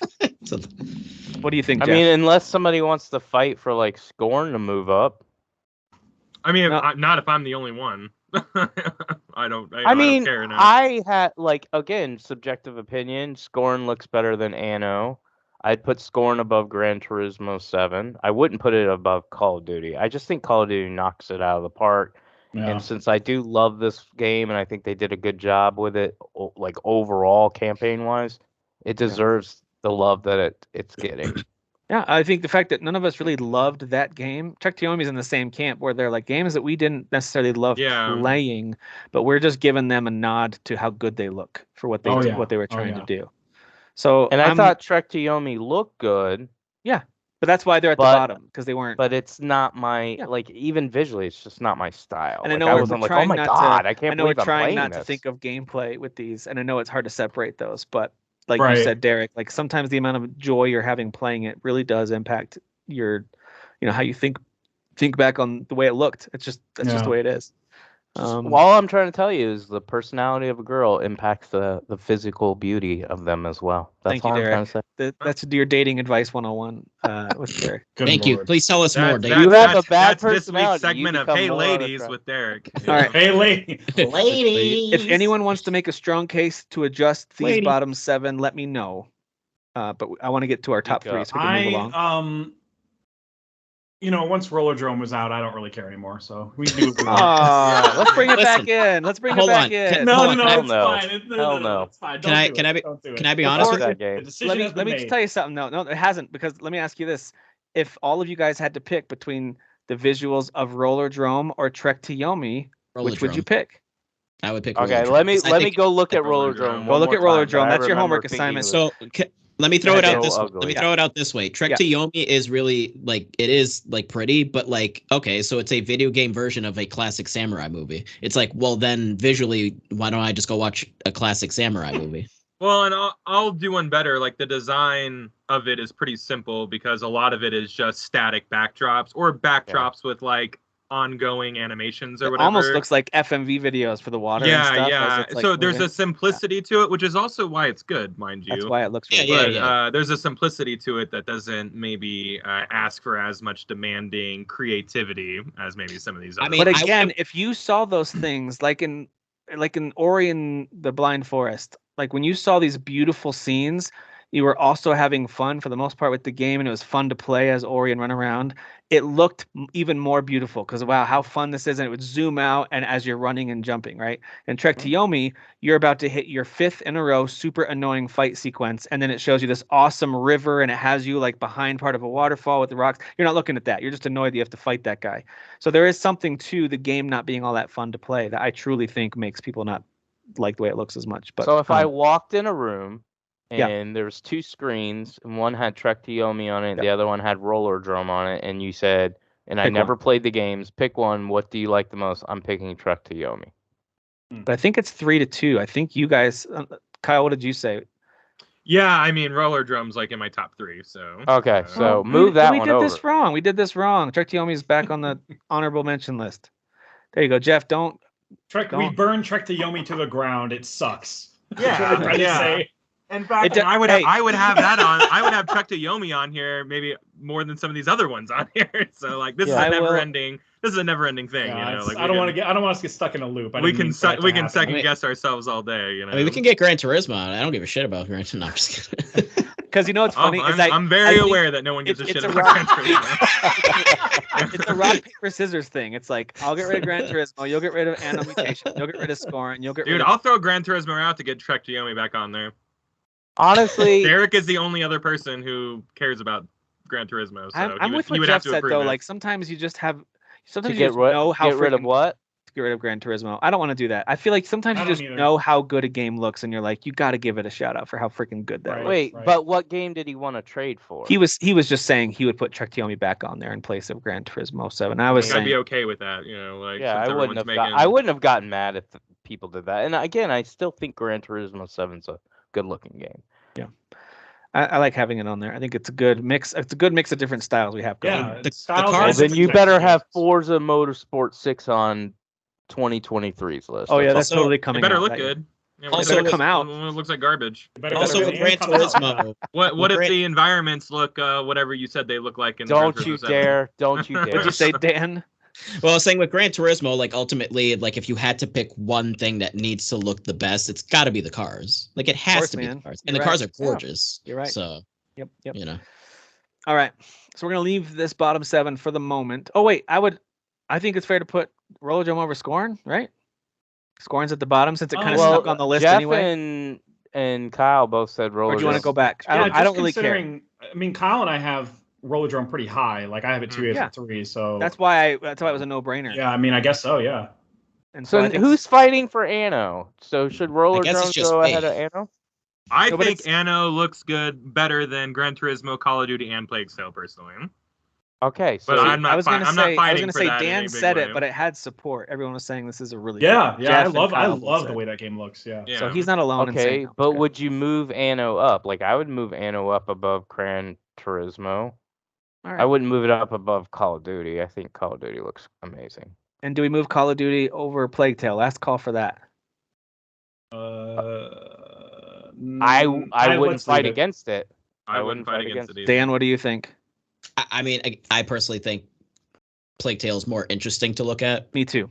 But I haven't played Call of Duty. but Doesn't I'm matter. doing- I'm doing the. I You think got no. me. I think the interesting The way you guys argument is a phrased very it good is argument. yes, that's a very because good argument. because yeah. like I came into this going like, no, Call of Duty looks better than Plague Tale all day. Like I heard about weird animation stuff going on in Right. that game, but like when you're talking about interesting to look at, yeah, like even I agree with that. Like I'm way more interested in like playing a game that looks like that over a military bro shooter. So yeah, exactly. I think that Yeah, is yeah. absolutely a good That's a fair point to yeah make. like Absolutely. thing to bring up. And that would And- be the only thing I could bash Call of Duty for is it's absolutely stunning.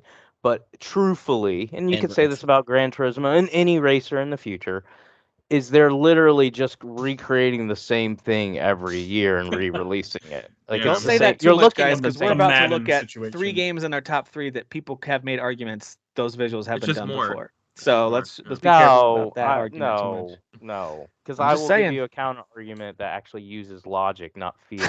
Fuck that Okay, shit. okay, Messler, chill out there. hold on. So That's like What- I gotta bleep that word out. That's like the worst word you could say. what are his top games? Sure, We should have that Rob. on here. We should have his top games. Um, Thymesia. And No, Thymesia, stop, Thymesia. stop. This is being Steel recorded. Rising. Yeah, stop it, Eric. I didn't mean to start a whole thing. Yeah. It was supposed to be No, a well, thing. You called Guys, me Messler. Now it's on. Let's As go. you look at our top three, and we're going to talk about these games a lot more and a lot of other categories too. Just visually though, which between these three, God of War, Horizon, and Elden Ring, stood out to you the most if you had to pick a number one? And what's your, and Dan, you said pretty emphatically right out of the jump that Horizon was your top. Give me your kind of quick pitch So, on that let one. me reiterate. I think it's more impressive from a technical standpoint. Okay. But back to what we were talking about, more interesting to look at. Obviously, what's a lot of the Norse visual, like Norse mythology and like the characters and the creatures in God of War. I prefer that. Yeah. But I think Horizon Forbidden West is like technically one of the like best looking games I've ever seen in my life. Like it's insanely gorgeous. Like, So Except for her while hair. I will Something's wrong with her say hair. Yeah. Horizon her hair's all right. is open world, so it can't be as detailed as God of War. Correct. Actually think God of War technically looks visually better, artistically better. Like, I think it's the best looking game. I think Elden Ring has the coolest like visual world, and what you're discovering and all that stuff. But just strictly like the way I look at it is, I'm like, okay, if I was playing all three of these games on like my PC 4K ultra settings, which one would I go? Holy shit! It's God of War. Like, I put the 2018 God of War on 8K ultra settings and was playing it, and I was like, this is the best game I've ever looked at. Like, it's the best looking game. So I think God of War Ragnarok is going to get the same reaction from me. So to me, that's the best looking game. Yeah. Yep. Jeff, you feeling that too? Yeah, I definitely feel God of War Ragnarok that's my number one, dude. I mean, and that's like, I know that's like easy, kind of like saying Call of Duty looks amazing every year, but but it's just a fact, dude. Sometimes it's just facts are facts. What can I say? It's subjective, guys. I'm totally right. Yeah. Oh, okay. Thanks for clearing He that up. he has a writing degree, so I trust him. Oh, does Jeff have a? Oh, well, then we I should just Yeah, want he to does. address, because I have agree it from with the you. University of my backyard. And Kyle, I want to get your thoughts too. I agree with you, Jeff. I just want to second what you just said. And I wanted to address anyone who might be listening or watching who's thinking like, you guys are about to give the number one visuals to a game that looks a lot like its predecessor from 2018. Sure, it does at its core. But this game does so much more with characters and visuals. It is so much improved. It's unreal. Even the battle animations, the new weapon they give you, the detail as they zoom in on faces and the expressions. It's a step. Everything's a step up. There's a zoom in at the end where nobody even says anything. It's just Kratos looking at something, and you see like a tear kind of come down his face, and I'm like, this game is gonna wreck me, dude. Like, That's what I'm saying. All you have to do is go back to Yeah. 2018 and play it. Yep. And then play Ragnarok right after, and you won't say. I mean, of course they're gonna share the same like visual like Oh, well, look. yeah, It's of a course. sequel. Like, Yeah. I don't listen to people; they're dumb. But I'm saying like this game is definitely a step up in Yeah, that man. universe and what Oh, they're for sure. creating. It's just like I would agree with Dan. Forbidden West is definitely a step up from Zero Dawn. Yeah. Zero Dawn. Massive step forward. I was going to say the Yeah, same huge. exact thing about Forbidden West. Like, the characters look better, the way they talk looks way better, and then the world, talk about variety. Elden Ring, of course, that's like my number one game in so many categories this year, but I got to tell you, the variety of Horizon is right there with it. I think it's almost a tie in terms of the visual variety. You get to see the number of interesting things. You get to see these weird hidden worlds underneath something, like, holy crap, this is here. Like, how much all these games as far as do this. Elden Ring is concerned, how much do you guys weigh the design of the boss fights, like the designs of the bosses in general? Because That's I like put 80% of it for me. yeah, exactly. I put so much stock in. I've seen so many boss designs that just blew me away and put this game in my top three. So I mean, I don't know how y'all feel about that. Like, I and mean, that that matters. I think matters. that doesn't matter any less than anything that we're Yeah. talking about. You know. Yeah, no, I it's feel big. like- It matters. big. For Monster me, design when is I big. think of when I think of visuals, I just think about like, I don't know. I keep saying it. Like, I visualize in my head as I'm talking. I'm like, what did the game's world look like? Did it really like? Did I want to explore it? Does it look that good that it makes me feel nostalgic and makes me want to to live in that world. All three of these games did that for me. Yeah. For me, God of War did it the best. Then I would rate Elden Ring second, and then Horizon Forbidden West. Yeah. And if we're talking about design mattering, like Jeff and I are, which I honestly think it does. Also, to double down on something else with Elden Ring, the topography of the world. Yeah. Made it very Yeah, inviting. there were people that were like, look at the sense of discovery here. Like, what's this about? What's this? Well, and like you're never just like walking straight. There's always elevation changes, and like the way that like alcoves just naturally carve themselves out into little mine areas that you can explore and stuff like that. Like that matters, you know what I mean? Because like that also makes it give it the look that it has, is the shape of the world and everything like that. So it's like that's a huge feather in the cap for Elden Ring for me. Horizon's got freaking robo dinosaurs, and there's some of the coolest design. But I mean, again, I'm leaning into the design, discussion here. But like those are some of the coolest design creatures I've killed this year. So Zero Dawn had a really good and original look, and this one feels like they're like, oh, let's create every season across all these lands, and so you get to see spring, summer, winter, fall. You get to see mountains and valleys and oceans, of course, lots of underwater. They did an incredible job with the water elements as well. Oh, I agree. Yeah. So it looked really beautiful underwater. When it comes to just purely visuals, because I loved all three of these games. These games are like some of my favorite games I've played in recent memory. But I would order it exactly the way it is right here. If I'm looking at just visuals and art design and all that, I would have God of War, Horizon, Elden Ring. It's very, very close. Like any of these three, if you told me that's the best one, I'd be like, yep, that's the best one. Like it's very close for me. For you guys, it sounds like maybe God of War is number one with the bullet. That's fine. To me, it's actually really close between all three of these. And I can interchange all of them, and I wouldn't get offended. Like if somebody was like, "No, you got to put Horizon 1," I wouldn't be like, "Oh God, that's an ugly game." Yeah. So I like this order, and it sounds like more of us have God of War as number one visually than the other two, but I could be off on that. Kyle, you haven't said anything about the visuals yet. What do you think about these three? Oh, you have said some things. What do you think about the order of these three? I like that order there. Unfortunately, the bias seeks in a little bit because I am a major sucker for just Norse vibes and looks and stuff like that. But it goes beyond that because they didn't just take these creature designs or even god designs out of a book and go, hey, we're just going to copy that. They created all these things from the ground up to look how Sony Santa Monica wanted them to look. So there was no copy and paste features or anything like that in terms of taking existing monsters and existing characters. They took an existing environment, right, in Midgard and was like, okay, you're familiar with that map, sure, but are you familiar with it in Fimbulwinter? Because everything's covered in snow now. Now you get to go on the lake and feels much alien. faster. Like I never knew where I was. It's crazy how much different it felt just from it's also a great word. Change. Fimbulwinter. That's Fimbulwinter for you. Oh, bro. Boy. Oh man.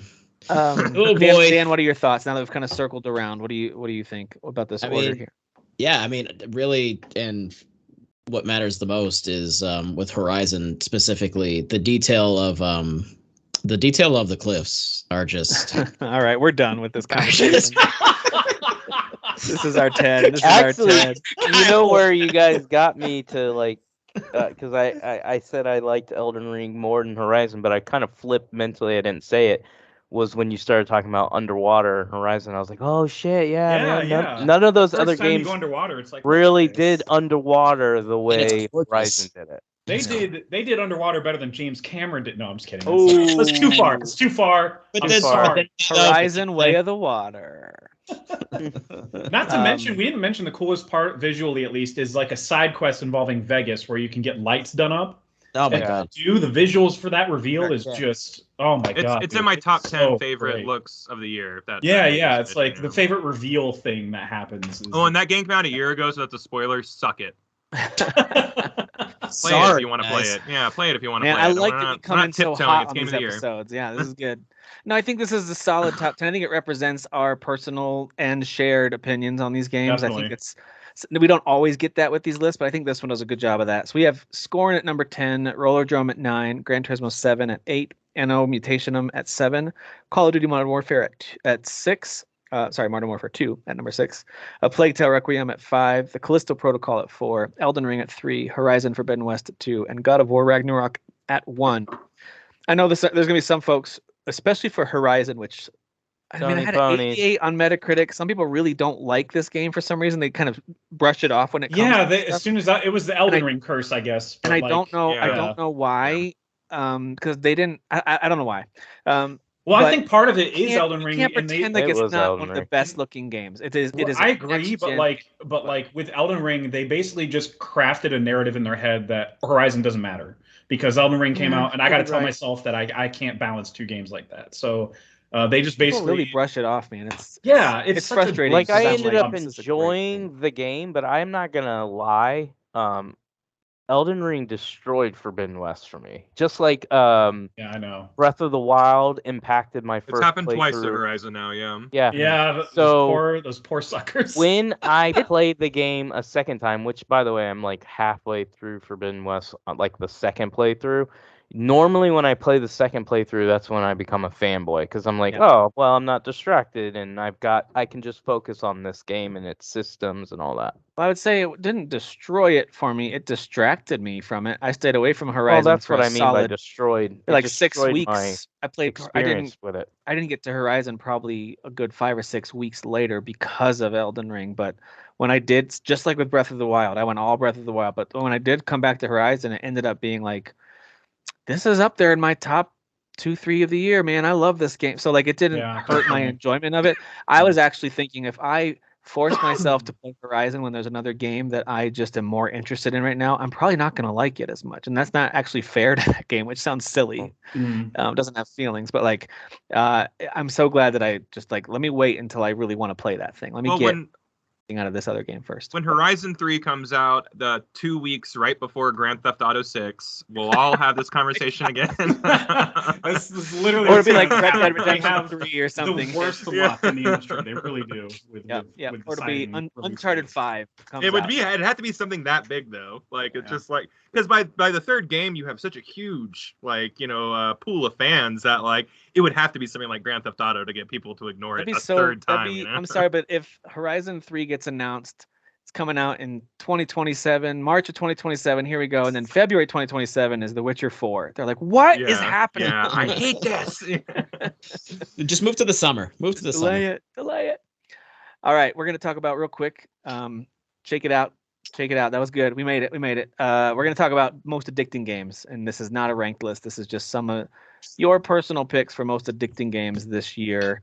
Dan, we're gonna start with you. By the way, make sure if you guys don't already, if you're on that Twitch, go check out the Dapper Chocobo on Twitch. Isn't watch- there an underscore in there somewhere? There is, and Tim always forgets it. He doesn't acknowledge my underscore.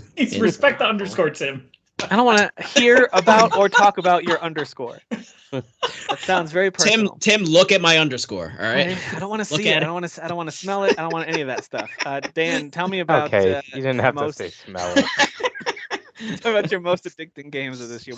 What games kept you coming back, even if you were like, I should be done with this. But I'm gonna keep... I mean, nothing was like coming to mind as far as like addictive, but like I did just start playing Vampire Survivors, and I'm like, yeah, no, I get it. I get that. Oh yeah. Like, yeah. I unlocked this thing. Oh, now I unlocked more of this. Oh, now I'm just gonna keep going because I want to. Yeah.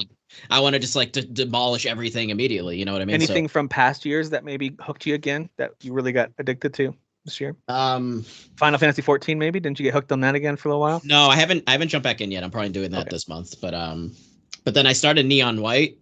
So like really just like the past few days, like I was like, oh, okay, well I get that because like it's fun again, much like Horizon trying to do high scores and stuff, which Jeff, by the way, I beat your high scores again, so suck it. How? Oh my god. Okay, so you cheated then. Got you. No, I'm just a pro gamer, bro. Pro gamer, bro. All of your scores seem untouchable to me, so whatever. Yeah, I know. And Arcade Paradise is really fun, so I get the loop of that as well, and wanting to upgrade the. So yeah, Good. I mean, I threw those on there because those are recent. I'm like, I definitely get like the loop of that being addictive. So Okay. Yeah. Derek, what were some of yours that got you hooked this year that you just couldn't put down?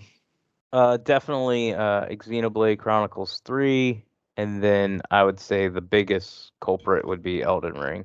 Yeah. I beat it twice back to back, like I didn't even take a break, and I still came back and explored the world after I beat it the second time. What was the thing that drew you in for New Game Plus to play? Because that's a massive game. Was it, I feel stronger, so now these bosses aren't as intimidating? Or was it trying out new builds? Or was it exploring corners you missed before? What are the things? Or is it all those things?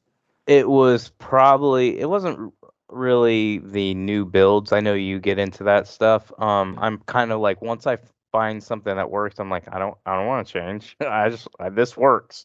Yeah. So I think for me it was wanting to fight the bosses again, but it was also, was there anything I missed? Because in my first playthrough, I didn't rush it. Like, I wasn't just trying to beat the game. I was trying to explore everything.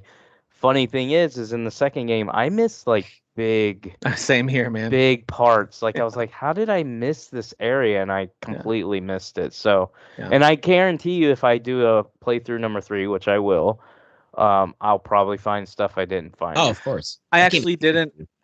I found everything on the first playthrough, but after I beat the boss, when I was still just doing exploring before, because you can wait to start New Game Plus if you want to keep them. And that's when I found most of the stuff. I was like, oh my gosh, look at all this. There's all these underground things that I've totally missed. Like, there's a lot of that going on. Yep. Kyle, what were some of your most addictive experiences in games this year? Dan said a few. So Vampire Survivor, Arcade Paradise, those just have a really good loop to it. It's really easy to get lost in time with those. Need for Speed Unbound, I'm like 25, 30 hours into that game. I'm really enjoying it. Awesome. One more race. I just want to do one more. Yeah. Marvel Midnight Suns, the same exact thing. It's like, I don't have to push the story forward. I just want to get back in and fight again because I just got a cool new move for Captain Marvel and I want to see her just blast everybody on the field real quick. And there was always man, when I was playing that game, I was going to sleep 2 hours later than I wanted to every single work night. You know what I mean? Like, because it was just this addictive loop that was happening. And then Lego Star Wars. I mean, that was more of a case of, I need to get that character unlocked. I want to see the next stupid joke. Let me double back to Naboo and get all the little collectibles and stuff like that. Like, man, that game just has a loop that just grabs you. And if you embrace it, like it could be a lot of fun. And just one more throwaway one, Gotham Knights. One more crime night. Let me go out one more night for a patrol. Yeah. Let me do it one more time. That patrol loop was fun, man. That patrol Very loop was fun. good. Yeah. Jeff, what about you? I chose games that I literally lost time. Like I haven't looked at the clock for hours, and then I look again, and I'm like, shit, I gotta go to bed or work or whatever. So like I ranked them for some reason. Number 5 was Midnight Suns because that day-night cycle loop is just so easy to get trapped in. And then number 4 was Disney Dreamlight Valley. The first time I booted it up, I was like, "What the hell? I just lost 5 hours!" Like, dude, my wife is obsessed with that. Every time you got a new task, wife. I'd be like, I gotta go do this task immediately then, because it's there. And then 3 was Arcade Paradise. It was the same thing. Like, okay, one more day, and then I'll stop playing, and I just could not stop. Tinykin, Tinykin was my number 2. That was the one that I started and literally spent the whole night playing it and beat it in that same night. Like, I just couldn't stop playing it until I beat it. It's such a fun game and wholesome.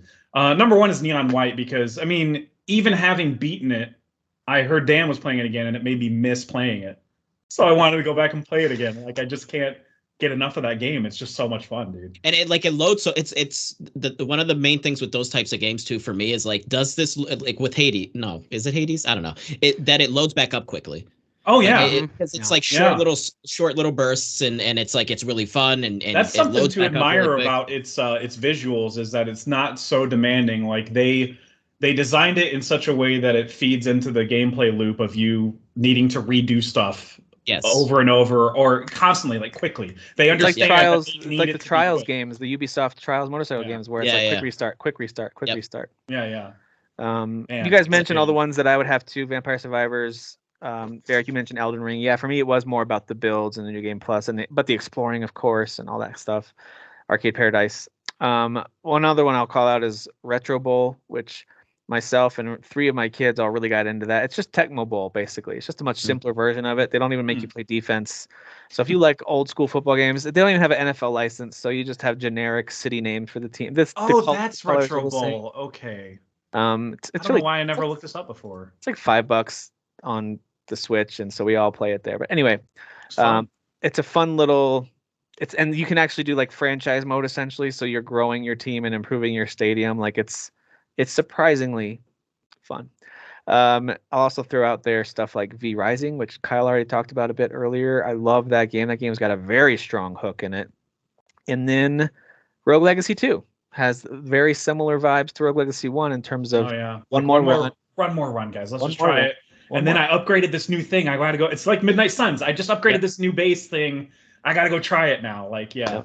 Yep, absolutely. So a lot of games that keep you coming back for more this year.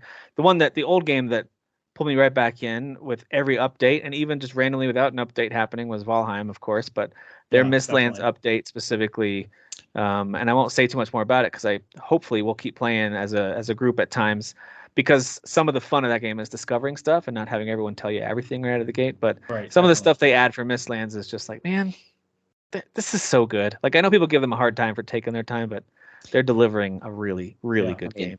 Valheim is fantastic. So. It is fantastic. All right, well, let me share my screen. This one, I don't know. Maybe I shouldn't say that it won't take as long, but to me, this one seems a little less in depth. I think. Go ahead and say the category. Sorry, I'll Yeah, speculate. it's best after. acting performance. What were you gonna say? This I was gonna say I think the biggest part will be like which God of War Ragnarok performances do we want to cut? Just all of them. Because All of them win. that's the thing. I ended up narrowing it down on my list eventually to 3 that I really feel strongly about. Well, let's just kick it off. This is best acting performance. It doesn't have to be motion capture, but typically there's going to at least be voice acting. But a lot of times in modern games, you'll have motion capture too. But why don't you throw out one or two there right away, Jeff, to get us started? You got a list here on the left, and so the 3 I feel most strongly about are Christopher Judge as Kratos, Richard Schiff as Odin, and not a lot of people have been saying this. Robert Craighead as Brock. Okay. Yeah. His last name is Craighead. Craighead. Craighead. Couldn't cut it down for the industry to just be Craig. He had to be Craighead. Craighead. Any performances jump out to the rest of you guys? I think I'm going to bring over Amicia, so Charlotte McBurney. She's in my top 3. And listen, I know that I won't call anybody specifically out, but I have seen some conversations where people think she's more annoying or like not making decisions that make sense. But I think if you really look at it in the full scope of the story, I think the character People look at it through the lens of being a normal person. Because we looked it up together. So on our spoiler teenager. cast, go back and check out our spoiler cast. We actually looked it up, and in the scope of the story, she's supposed to be 15. Yeah. She was 14 in the first one. So like, I've got a 15-year-old son, and I'm telling you, she handles things so well for that age. Like, she's incredibly, but yes, sometimes she has her teenage moments where she's considering what they're going through, no kidding, it's completely fine. Like, yeah, totally agree. Completely fine. What else? What else you guys want to call out? Let's see. Any other highlights from this year? Oh man, Silence. I forgot about Midnight Suns. Lance bring Reddick. over Lance, Yeah, I forgot about Silence too. I forgot about Midnight Suns completely. Some of that voice acting is really good. Oh, damn it! Why can't I think of his name that does Spider-Man? Is he on here? Because he was in Midnight Suns. He does Spider-Man in Midnight Suns. Yeah, Lowenthal, Yuri Lowenthal. He is. Spider-Man. Yeah, Yuri. Yeah. I don't have him. No, you don't. I totally forgot. Like I said about that game. Is he? I've only seen him like for 3 seconds on Midnight Suns. Is he? Is he in there decent amount? Yes, he's in a lot, but I don't think. And is he top 10 material? Characterization is like on par with. I love his style of Spider-Man. That sounds like a name I don't want to type out unless I really have to. Is what I'm trying to get at here. And then what about Sunny Soljic? And then what's her name? Voiced what's the witch girl? Yeah. The witch girl. What's her name? Jennifer Hale. Whatever. Anyway, yeah, Sunny Soljic's call from Bayonetta. I thought you were gonna say. Mm-hmm. I mean, she's in the list, and you want to seriously call her out? Or Sunny Soljic as Atreus. I'm bringing over. Who are you talking about, Jeff? I missed on who you landed on. Oh, I was thinking of that girl from Midnight Suns. We don't have to move her over, but she's really good. Magic? Crap. No, it's the other witch girl. She has to use Laura Bailey plays magic. Oh, okay. I want Jennifer Hale from Bayonetta. The Runaways girl? Yeah. I hated her voice acting in this. But oh, really? That is the girl from like the TV series. She is from the TV series. There are just some line deliveries that she does where I'm like, should have taken another round at that one. Yeah. But there's also like 1,000 lines of dialogue in that game, so not between chapters on the core, you get real close zoom-ins of Grace Zabrisky's face as Eliza. Do we like her performance in that as the old creepy lady who's like judging your decisions? No, didn't do it for you. She wasn't for me in that game. It Okay. wasn't her. She wasn't the one that was my favorite from that game. Fair. Anna Demetriou as Sophia. I really liked Sophia in Plague's Tale. I don't know about you guys. I'm pretty sure that's the right name for the English version that we play because there's a couple Yeah, versions. I just looked it up on IMDb. Okay.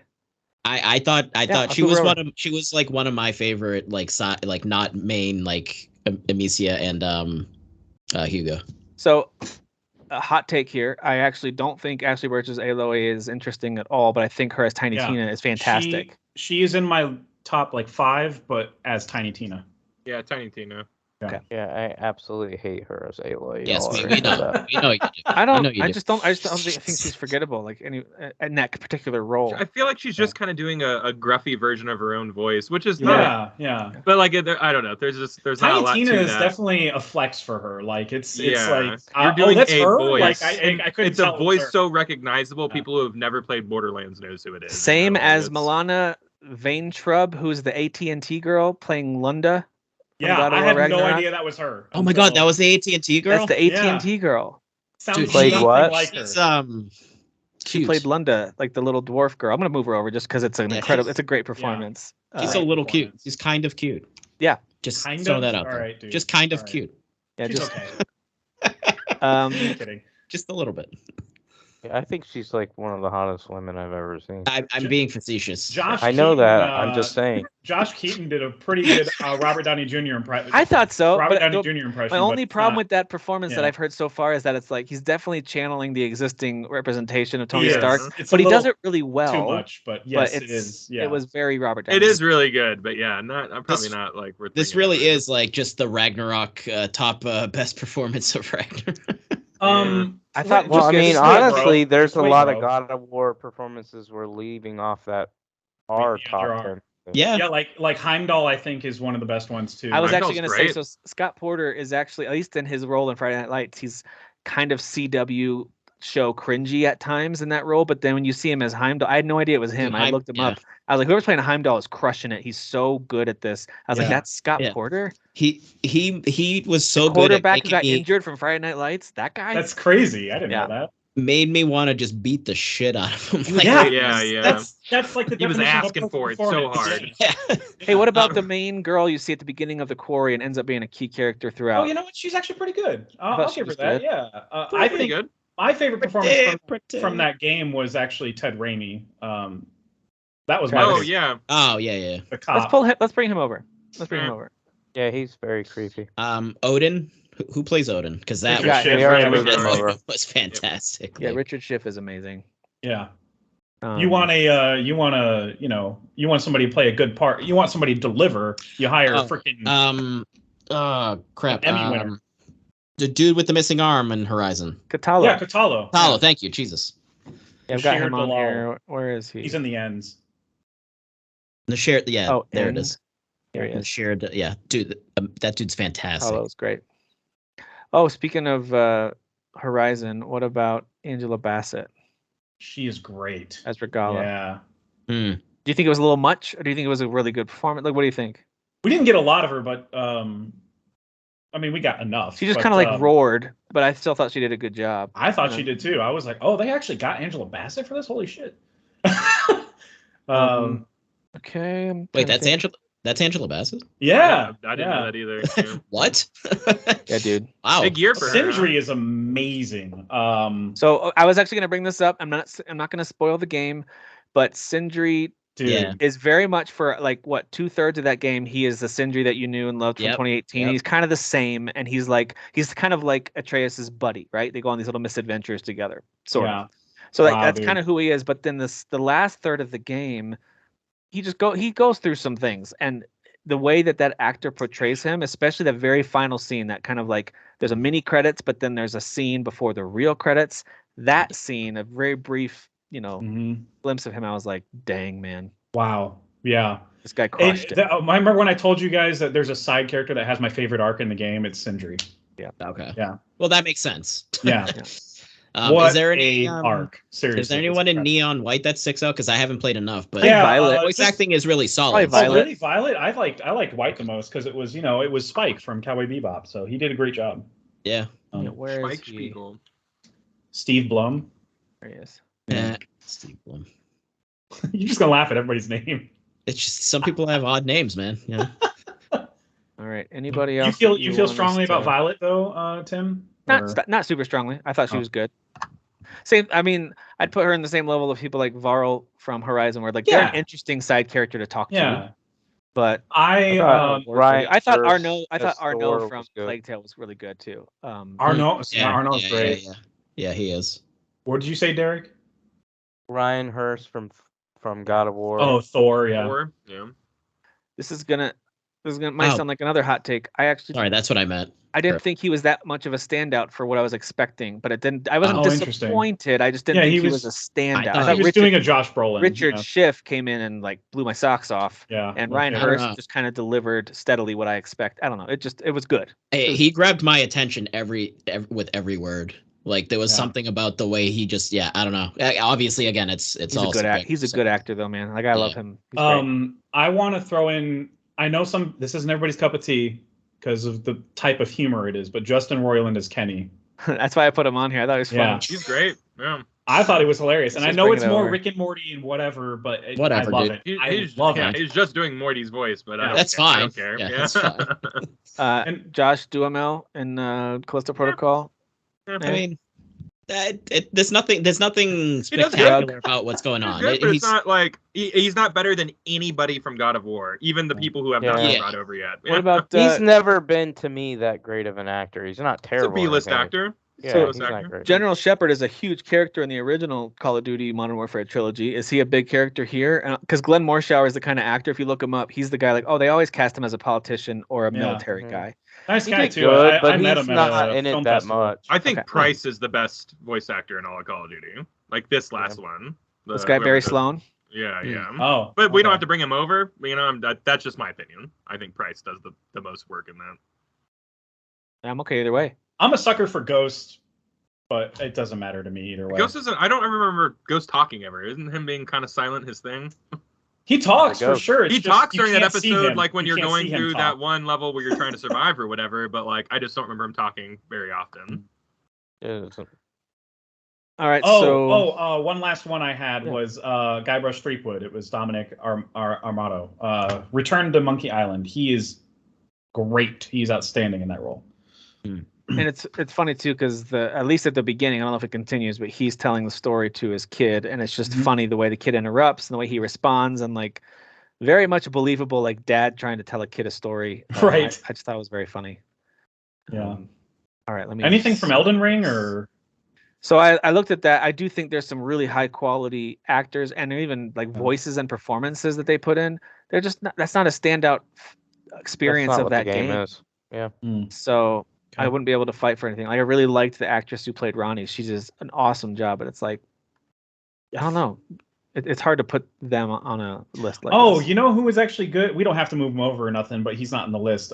Ethan Suplee, who was the tall. He Oh. was like From kind The of like Quarry? the big guy from the Quarry. It's just some of the lines that he like when he got stabbed. yeah. If you choose to stab him, he's like, "Oh man, it's just so funny, dude. Yeah, He's, he's so that- good at being like." I forgot what the Cocoa Pop song was, but Oh when they my all God, sing fucking Peanut when they butter all sing the pop. song, yeah, I'm super Peanut into Butter that. pop. Yeah, pop, Damn pop, Pop it in your mouth. Pop it in your mouth. pop, pop, pop, pop them in your mouth. I'm so glad he died in my first playthrough. He deserved it. He was like one of 3 dudes who survived for me. So. I didn't want anyone to die. The only other mention I wanted that them all to have, die, really, so. we don't have to move them over, but Deborah Ann Wool as Faye She's so great. was inspired casting. Like she's like perfect for that role, but I didn't think about it. I didn't think about her for the role. This is not because I didn't like it, but I felt like most of her role was to just stare at Kratos for a long time, waiting for him to do or say. Like it felt like a lot of her role was to just. Well, there look was at- some of that too, but I mean, when she got the chance to like She's great, man. I love instill her. some advice on She's him or awesome. whatever, I don't know. Her delivery was just Yeah, there's I don't something know. there's something like comforting. something about comforting about her delivery. performance. Yeah, Yeah. yeah. Yeah. Same with her in like Punisher. She had the same type of role in Punisher, where she's kind of like the soft part of this super. Right, but then hardened she killed a guy at the end of character. season 1, so I don't know. But still, Hey, she's the soft part of Punisher by far, though. Compared. Yeah. to She's also that. She's Oh, also it's the in hot. Punisher. Yes. I was thinking of Daredevil. Sorry. She's also the hot college teacher that Ron Swanson bangs in Parks and Rec. So.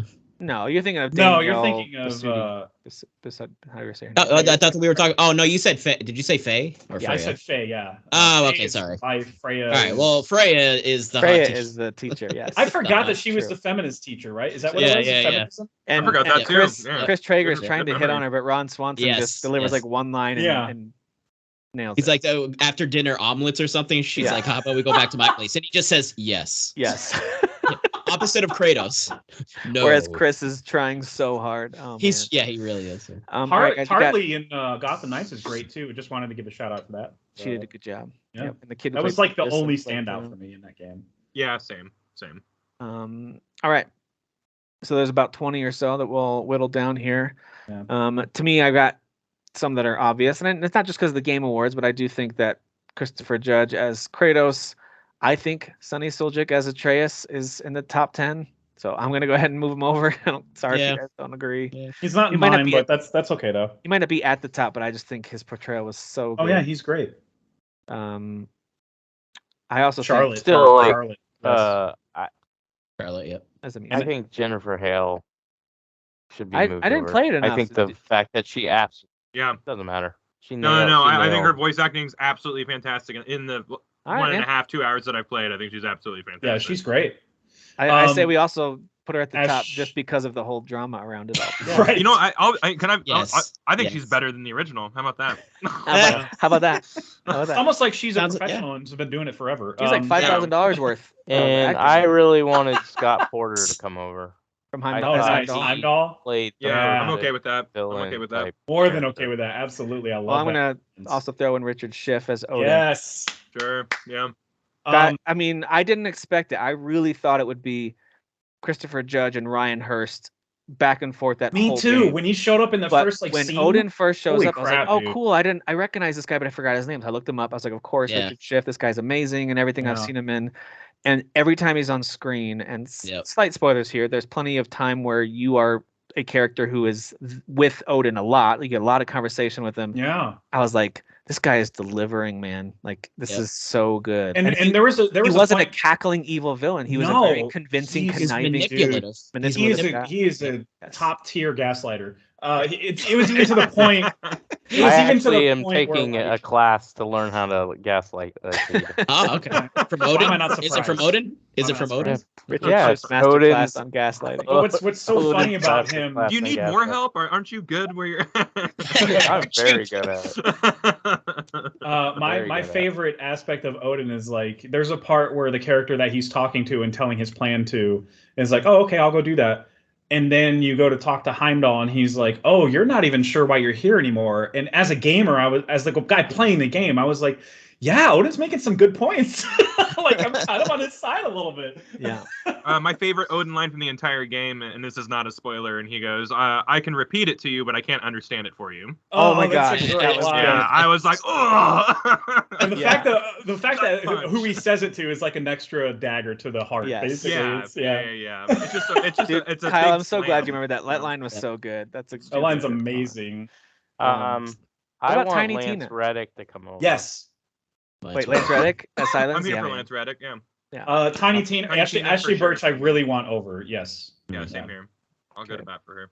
I feel pretty strongly about Katalo, if I'm going to be honest. Yeah, me too. Actually, Katalo is. I can. Talos in my 10. I always he has one of the best performances in that game. and he has a Oh, for great sure. side character storyline. Like I Yes. just Oh, yeah. I loved that whole storyline. Oh yeah, That goes into He's it the for dude sure. from Yeah. Red Dead 2, correct? Is he? I recognize it. Yeah, I'm pretty sure he's think from so. Red Dead. Bashir Dalal. What? Maybe. He's one of your dudes from Red Dead 2. Yes, he is. He is. That's all I thought of the whole time I'm playing. Oh, is he the guy who takes you fishing? Charles. He's Charles. Yeah. Yeah. Guy He's who- yeah. the guy who Okay. takes Yeah. fishing. Ooh, good So job, I'm piecing that Derek. together. What a That's pull. why I recognize his voice, and it's so comforting because Charles is a comforting character. Yes. Charles is Yeah, a that's great right. character, man. Yeah. And so is Yeah, the whole Katalo. time I was playing it, I was like, I'm playing Red I like Dead. the idea of him playing great characters, but he's so unreliable and mean in real life. It's probably his deal. Why can't I, Charles? Charles I is like personally, the I know you Native guys American didn't- one in the gang. I Yeah, he's the wanted Native I American. wanted Ryan Hurst to come over because I thought I'm down with that. He's good. I liked his character. I really I liked. prefer either of the dwarves to Thor. Oh, okay. If I had to pick a dwarf, I'd go Sindri, and it's not quite, but not very close. I hated liked Sindri. I like Brock. I liked Brock, but I didn't. I don't Well, know. hate's a strong word. Well, Brock has a. If you guys haven't figured out, I use strong This is a the great arc, too, performance. though. I think his arc is good. I'm not saying his character's arc isn't good.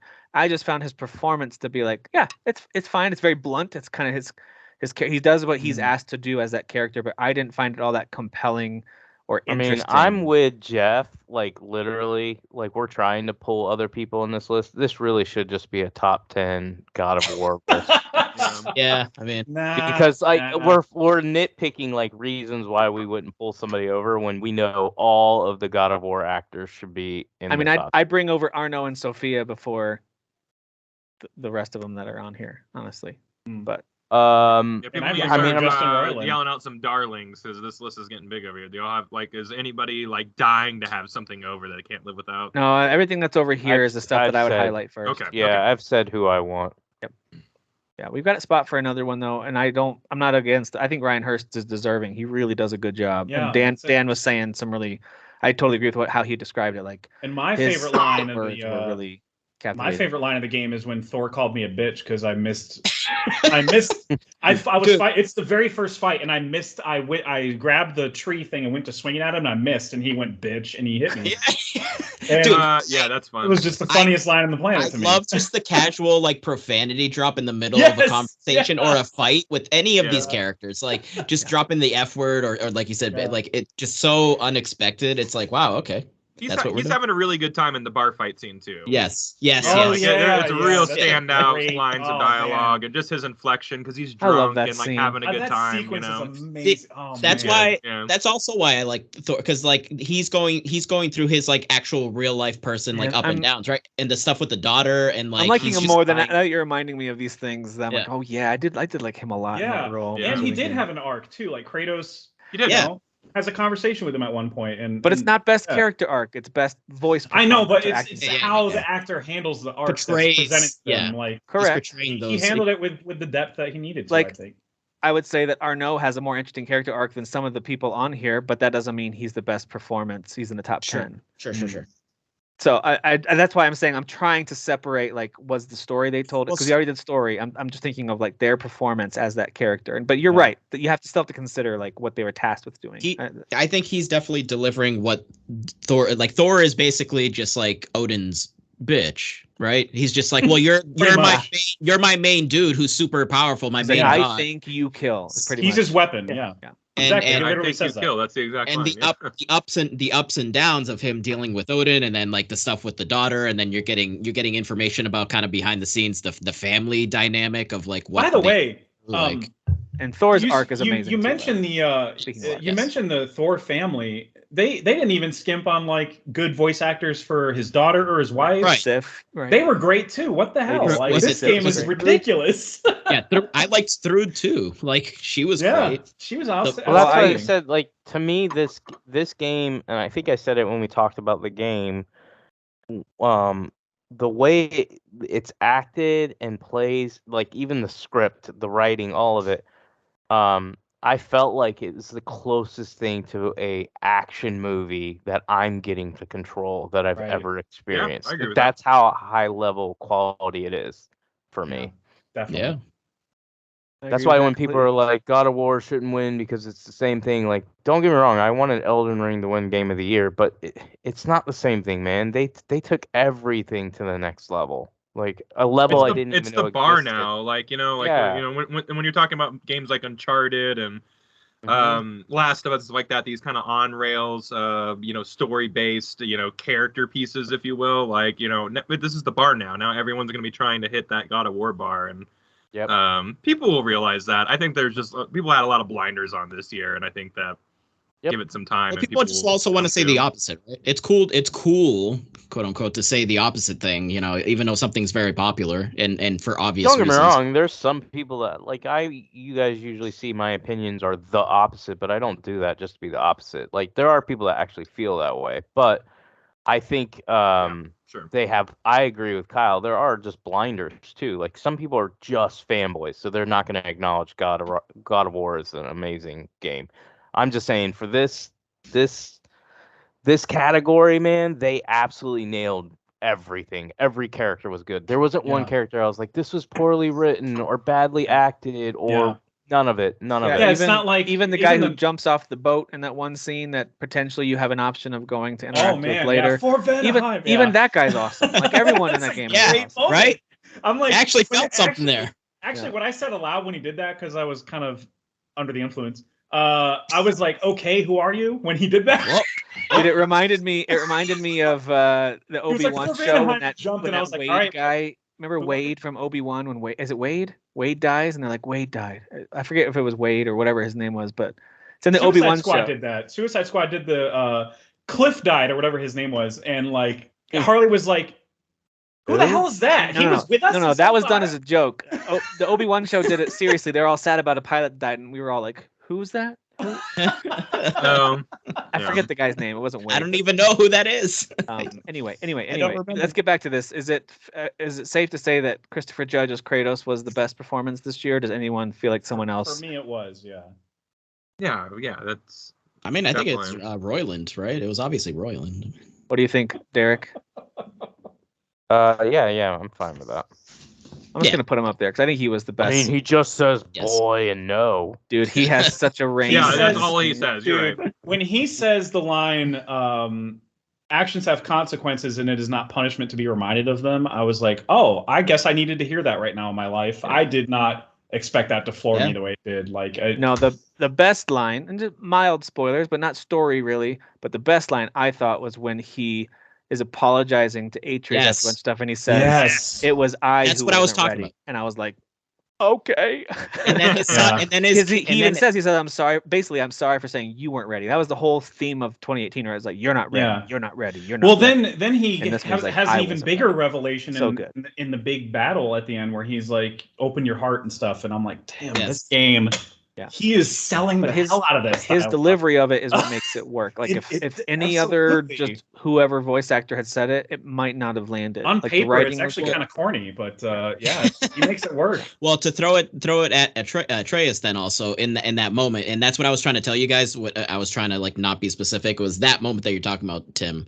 And then Atreus throws that infamous was it "Don't be sorry, be better." Yeah. Mhm. He throws that right back at him in that moment. Here we are in the sequel of a game, and his son, who's just a kid or a teenager, right? I mean, he's like what, 15 or something. Something like that. He's yeah. a boy. He throws that right back He's at boy. and Kratos actually gives him like a bit of a smirk, like, "Oh, all right, I see what you did there, boy. I see what you did there. You just threw that back at me, and Yeah. you're right, and I appreciate it."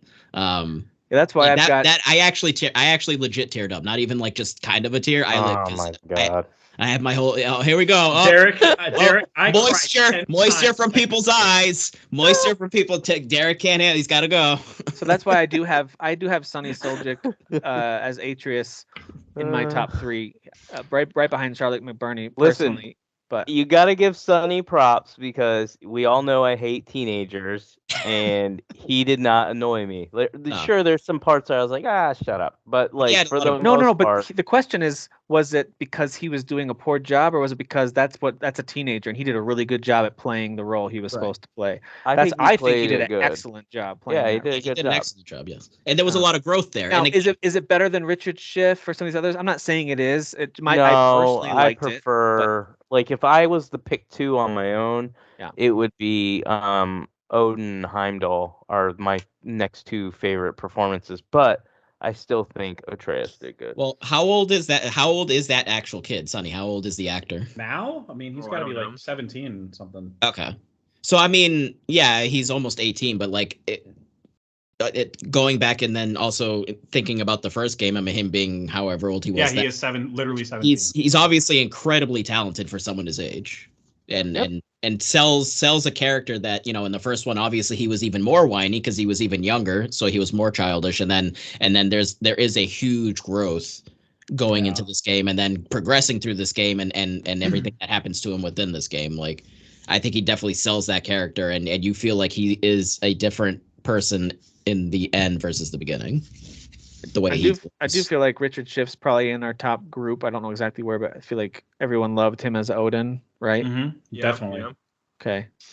Did everyone like Amicia, or are some Yeah, people yeah. kind of like more lukewarm on her No, performance? she's my number 2, man. She's up there. She's awesome. I mean, I didn't think she was terrible or anything, but she's not above any of, to me, the God of War performances. I think she is, just because of the way she, and kind of trying to tie in a little bit of Jeff's mindset with some of these, is how does the actor handle the arc they're handed for that character? And I thought she handled it amazingly. The kind of hope, and then the dashing, the essentially like slow and just horrible dashing of those hopes throughout that whole game all the way to the end. Yeah. She's working her way towards raging out, and which she does at the expense of Hugo at a certain point, and like, as long as it's not Hugo, just, I don't care. I like that voice. I'm sorry. That kid did a good job, man. That kid did a good job. That guy. He's like, you know what? Let's take out Thor and put in Hugo. I'd rather listen to Hugo than Derek over here. All right, I'm gonna suggest that maybe Jennifer Hale and Lance Reddick aren't towards the top of this list. Just looking at what we have left. Okay. Aren't at the top. I mean, unless y'all absolutely love Ashley Burch, I would put it lower. Yeah. I didn't play Tiny Tina, so I have literally nothing to throw or say out at her performance in that. I know she's talented. She's in my top 5 for that role. I love her in that role. Right around 7, so somewhere in the middle, or maybe bottom half is fine. For Katalo's great though. That Katalo would be a fun surprise. I would put Katalo ahead. Top 5 contender. Yeah. I think he's up here. All right, so maybe these two go, and maybe this is kind of towards the bottom. Yeah, that's fine. Possibly. Kyle, what are you thinking? What are we trying to break apart? I mean, I'm fine with the bottom 3. I like starting to Ashley get these Burch a kind lot of this year grouped a too. little. But if We're it's getting too grouped a little bit. So I'm just curious what you think about the groups and. Yeah, I mean, I'm fine with that. That's fine. Group guys, did you like Ryan Hurst as Thor better than Sonny Suljic as Atreus, and Scott Porter as Heimdall? No, not me. I like Heimdall more. Yeah, me too. For me, it would go Heimdall, Sonny, and Thor. Okay. See, I would swap those two, but I'm not offended by this at all. Okay. You would swap who? I liked Thor a little bit more than Heimdall. Okay. Okay. Interesting. Well, I wouldn't fight you on that, but yeah. You know what? This, by the way, we didn't do like best director, but this just the team over there has amazing directors, and I've seen some clips from the first game behind the scenes where Cory Barlog is just directing so well, getting what he needs out of those actors. This isn't just the actors being good. Like a lot of times, this is the director pulling out what they need from them. You know, that is so difficult to convey that and meet an actor halfway. Like that's why I could never do directing, like ever. Like it's so patient. What you're doing, also... I hate it. So change what you're doing. It's like that's how Stanley Kubrick directed. Any other way than what you just did. Would just make actors do takes over and over, and not tell them what they did wrong, and he would just be like, "Do it better." That's what was George Lucas's thing? Wasn't it like faster and more intense or something like that? Wasn't that George Lucas's thing? Like faster and more intense. I don't remember. I feel like I just remember he would always scream, "Just read it how I wrote on the script." It's like, what does that mean? And they're like, but these words are made up, George. And he's like, just read what I wrote. He would throw giant fits. God. It's so funny. What a good director. He's not. Midi-chlorians. Guys, what about Atreus versus Katalo? I like Katalo above. I'm sorry, I do. I put him above Sonny. I'm not offended by that. Maybe Katalo's our kind of like top 4 dude. He's like a dark horse of sorts. Dude, put Katalo at the top. Put him at the top. No. He was so intriguing, man. Like when you create a character that has gone through what he's gone through, the way he's been kicked out, the way he's not really your friend at first, but then like everything about him and the way he delivers that is just so not only that, but like what he chose to say. Like he's such a quotable character too. I can't remember any of the quotes, but like I remember during multiple exchanges being like so impressed with the dialogue that was written for him. Because you talk to Aaron and you can't get Aaron to shut up, but then Katalo says like 3 things and he's done. And Aaron is the worst. I hated him for 2 games straight. I gotta be honest, he's not my favorite either. That's why I don't think I don't even remember who this is. He's this is a lot. so passive aggressive too. Like he's so offended by everything. Aaron, why can't I remember Aaron? Aaron is your I don't main even- friend from the first game, and he joins you in the second. the redhead. He's the always white bearded drunk. dude? He always does dumb He's things. got like the big hammer or whatever. He's got. Okay, the Okay, redheaded yeah. drunk dude. Oh, Yes. the guy who like kind of wants in your pants and he's not saying it aloud. Yes, 'cause he's in the beta. friend. He's 'Cause hard he's friends. beta. Yeah. He's Yeah, friends. Yeah, with and Big. Ayla's like, oh yeah, You're okay. cool, I guess. He's like maybe. Yeah, I could listen to Katalo like just talk about a bunch Read of me a stuff. phone book, bro. I think like, this is our order. What do we think about this order right here? I'm not mad. Yeah. I'm like still pushing for Scott Porter over Sonny. I can hear you out on that one. What does everyone think? That's a struggle for me. I have Sonny higher than him, but I'm not like mad about it. I think Scott Porter did a great. It's like job. his portrayal of Heimdall is awesome, and again, he does a really good job at being somebody I want to punch in the face. But It's not even that. Immediately, you want to punch him in the face. Oh, yeah, As soon as he absolutely. grabs Yeah. Atreus's arm, Yes. you're Yes. like, I hate this guy right away. Yeah. I don't even know who this guy is. His eyes I are hate red. him. He's bad. I think it's. Yeah, yeah. I think for me, the reason why I'm pushing so high on him is because I think he nailed again. Him and Odin to me are the main villains in the game. For sure. He nailed that sure. creepy villain, whereas Yeah. Odin was like we already talked about the gaslighting sweet guy. He nailed the creepy, just mean asshole villain.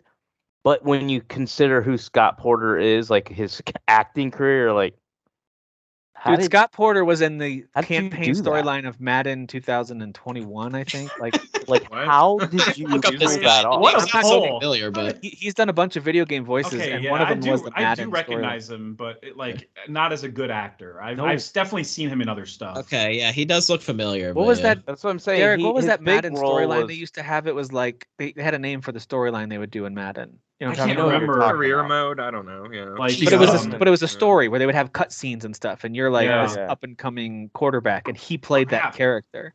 Dude, what It a was bunch like- of crap. Basically, I don't remember. his role in Friday Night Lights was he was like the sweet guy. Like he was a Yes. nice guy. He was a nice what was his star quarterback or He whatever. was a who star got quarterback injured. who gets injured in the first game. And he's gets like this paralyzed. nice guy. So that's why I said I'm pushing for him because I'm like, dude, He did he- some real you acting. talk about you talk about somebody who played a role that was outside of what he's ever played. That's that guy right Yeah. there. I can appreciate that. Let's do that. Let's bump Okay. Scott Porter up one. I have no. Yeah. I personally have some I don't higher, feel but strongly about it either way. So yeah, I'm I'm here good with for it.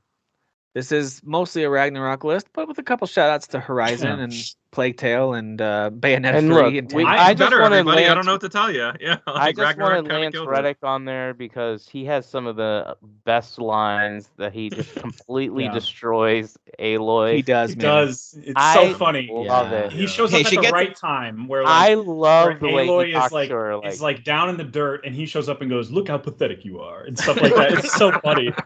He's like, wow, always you are talking so far. crap to I her. thought you would understand this by now. She Yeah, gets him exactly. at the end. She gets him at the That's end. my but- favorite part is like he'll be like, oh, it took you long enough. I'm like, Yeah. oh Yeah, my yeah. gosh, you are so brutal to her.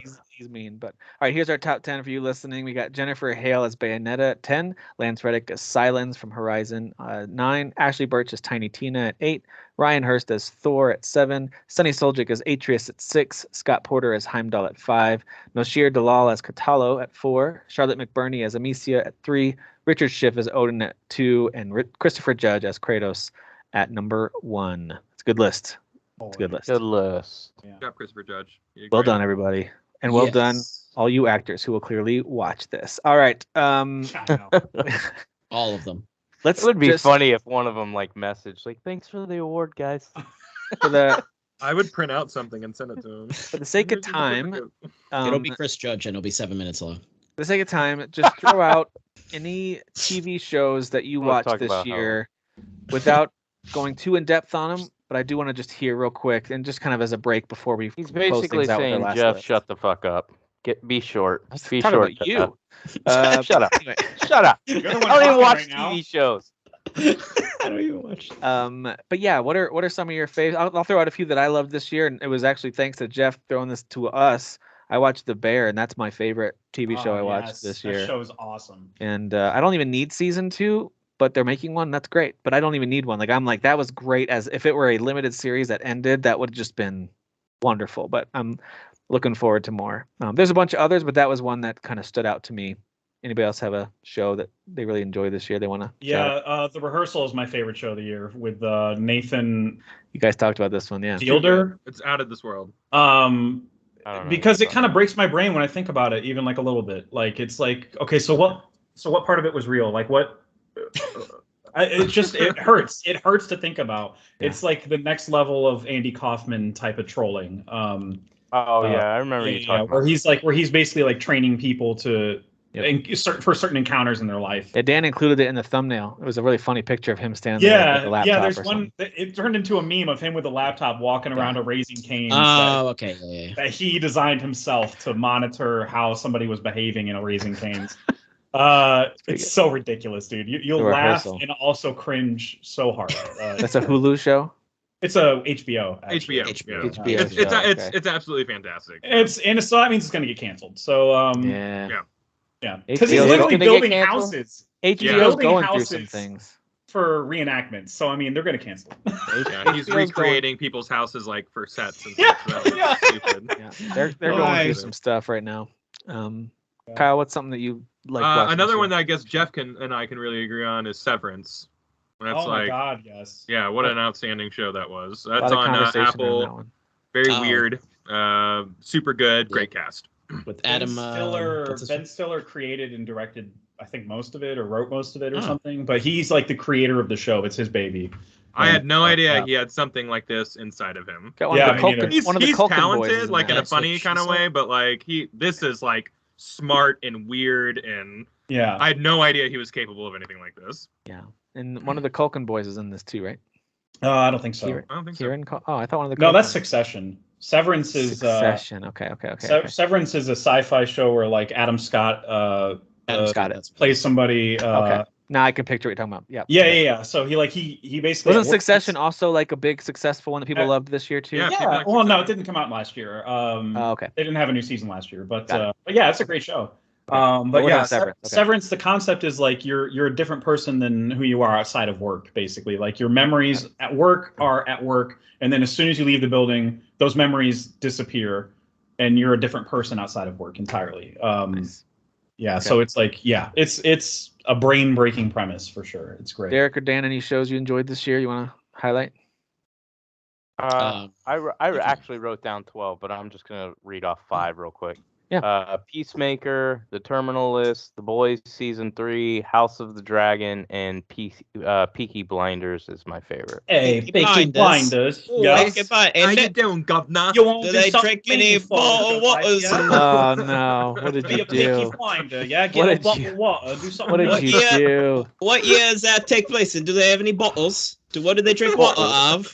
They drink out of jugs, yeah. I did have jugs. You daft idiot. I did have a non-series that I think classifies as TV because it wasn't a full movie, but I thought Werewolf by Night was fantastic. Yeah, definitely. But it's not might be my favorite. Might be my favorite Marvel thing of the year. Yeah. So I kind of put it under the one on Disney Plus or whatever. Yeah.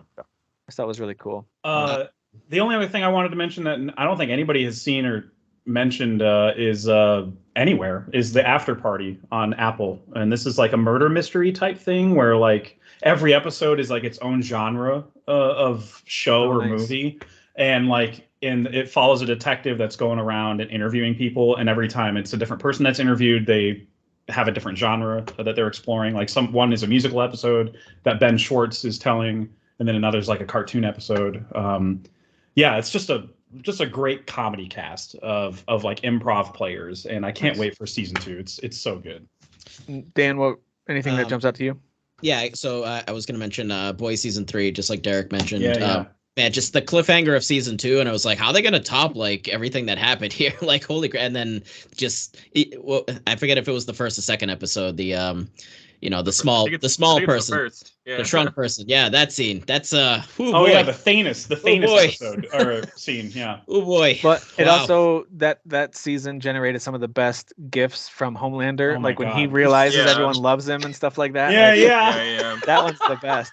My favorite was when Zach Wilson, the quarterback from the Jets, it was revealed that he had been sleeping with his mom's friend, and it was like this huge thing. But everyone is not like dogging him; they're all like cheering him on social media. and they're all making memes of like how he's got that dog in him and stuff. And so like I he didn't said, know that. they're I like, didn't- here's oh my God. they're like, here's Zach Wilson waking up thinking he's in trouble for this, and it shows the Homelander going like, huh? Like it was perfect, man. That's good. That's good. Yeah. Go ahead. And then sorry. technically it did not come out this year, but I watched it for the first time this year, and that's 6 seasons in a movie, aka The Community. Oh, me too, Boom. man. I Or watched that just this year too. Community, not The Community. Yeah. Yes, but yeah, great show, and the movie's coming, and yeah, we did it, Can't be guys. more It's happening. excited. I watched that this year too. Yep. So, great show. I Really. I just had a couple. I'll just name off. I won't even dwell on them. Andor, Tokyo Vice, Ozark. You know, Those are all on my dude, list I too, forgot Kyle. about Ozark. Holy Tokyo crap. Vice. Did I already say that? Stranger Things was good. House of the Dragon. Oh my was God, good. Stranger. Yes. Oh my God. Derek already Reacher. said that. Oh my Euphoria was God. good. You know, Reacher was really good. Reacher was Dude, fun. Cyberpunk, Barry. Edge Runners, Westworld was great. you Okay. know. Yeah. Great Yeah. TV this year, Westworld, guys. yeah. I could name 14 other more Star Cobra Wars things, Kai too, had but- another fun season of Cobra Yeah. Kai. Yeah. We never even really dived deep because Ozark was like a thing, dude. We Ozark didn't was even good. really dive into the ending like that. That was Yeah, I haven't crazy. finished that yet. Good show. I loved the hell out of Barry. It's one of the best seasons of television Barry's I've so ever good. seen in my Oh life. my God. Uh, Oh, and Better Call What Saul about wrapped up Barry? this year. yeah, Better Call Saul had a great final season, great finale. Euphoria was just wall to wall amazing. Yeah. Atlanta Everyone's had a gonna win great final awards for that. season. Actually, Atlanta had 2 seasons. They were both great. Atlanta was great this year. Yeah, Fleischman is in Trouble is one of my favorites too on Hulu. So good. It's like in the vein of 500 Days of Summer. There's a new really season good... of Bluey out this year for those of you who watch TV with your kids. Dude, wasn't there?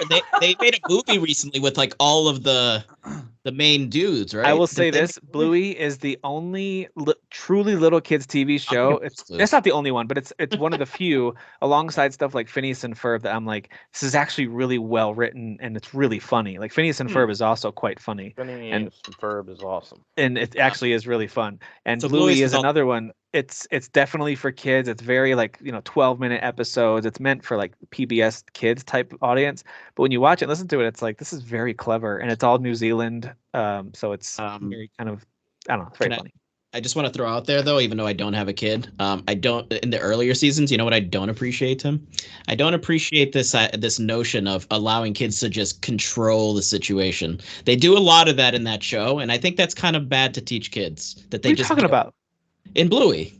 Yeah, there you're are right. episodes in They Bluey do. where the kids basically are just like, "Hey, mom and dad, I want to play this game. Shut the hell up and do what I say." And Yeah. the parents just do what they say. I Well, think that's yikes. teaching kids. The real inappropriate. danger there, Dan, is that my kids have looked at me side-eyed during those, like, how come you don't play with us like this? I'm like, because this is ridiculous. Like, Right? Yes. Yes. That's there's what a I mean. whole episode centered around they're making a joke. The dad said, "Well, I wasn't."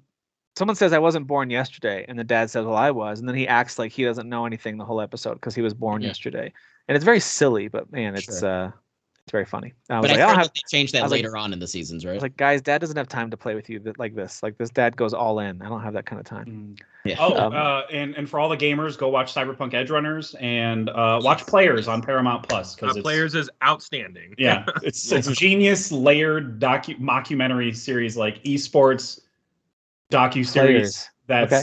done in the Yeah. style of Last Dance. So it's ridiculous how serious they take it. It's so fun. Everyone is like totally committing to the most preposterous like thing in the Yeah. entire world, and it's amazing. Like the lead All right. character's name is Cream Cheese. It's so stupid. Yeah. Cream cheese. Cream cheese. Yeah. Oh my gosh. Okay, let's get to our last list for tonight. Thank you guys for This sticking one with will us. be probably the hardest. Possibly, Yeah. That's what possibly. she's- Let's see. Yeah. I think it will be. Let's see what happens here. This is I don't best. have as many for this one. This is best All combat. right, boys, take off your gloves. Let's go. This I is don't best know if combat. I feel too passionately about. So this is gonna be Derek's so we'll list, is see. what you guys are admitting. Don't do that. Don't give him this kind of power. Yeah, let's not give Derek power. All right. So best combat of the year. Of course, this is gonna be interesting because now you're gonna compare, for example, your Mario plus Rabbids and Marvel's Midnight Suns, comparing it against your God of Wars and your Horizons. It's just very unique, kind of like Dan said with visuals. It's really hard to compare some, but that's Yeah. why this is. Is it fun? I think it's fun. This is why this It's is fun fun. because Yeah. we're Oh, yeah. comparing stuff that you probably don't need to compare. We but we're just like talking about games, and it's fun. All right, guys, let's just jump into it. Derek, why don't you kick us off? You put Card Shark in there. That's hilarious. Oh, I actually just brought over the full list of games. I didn't remove anything. I don't Oh, think. that's All right, hilarious. I definitely want to start off with Elden Ring.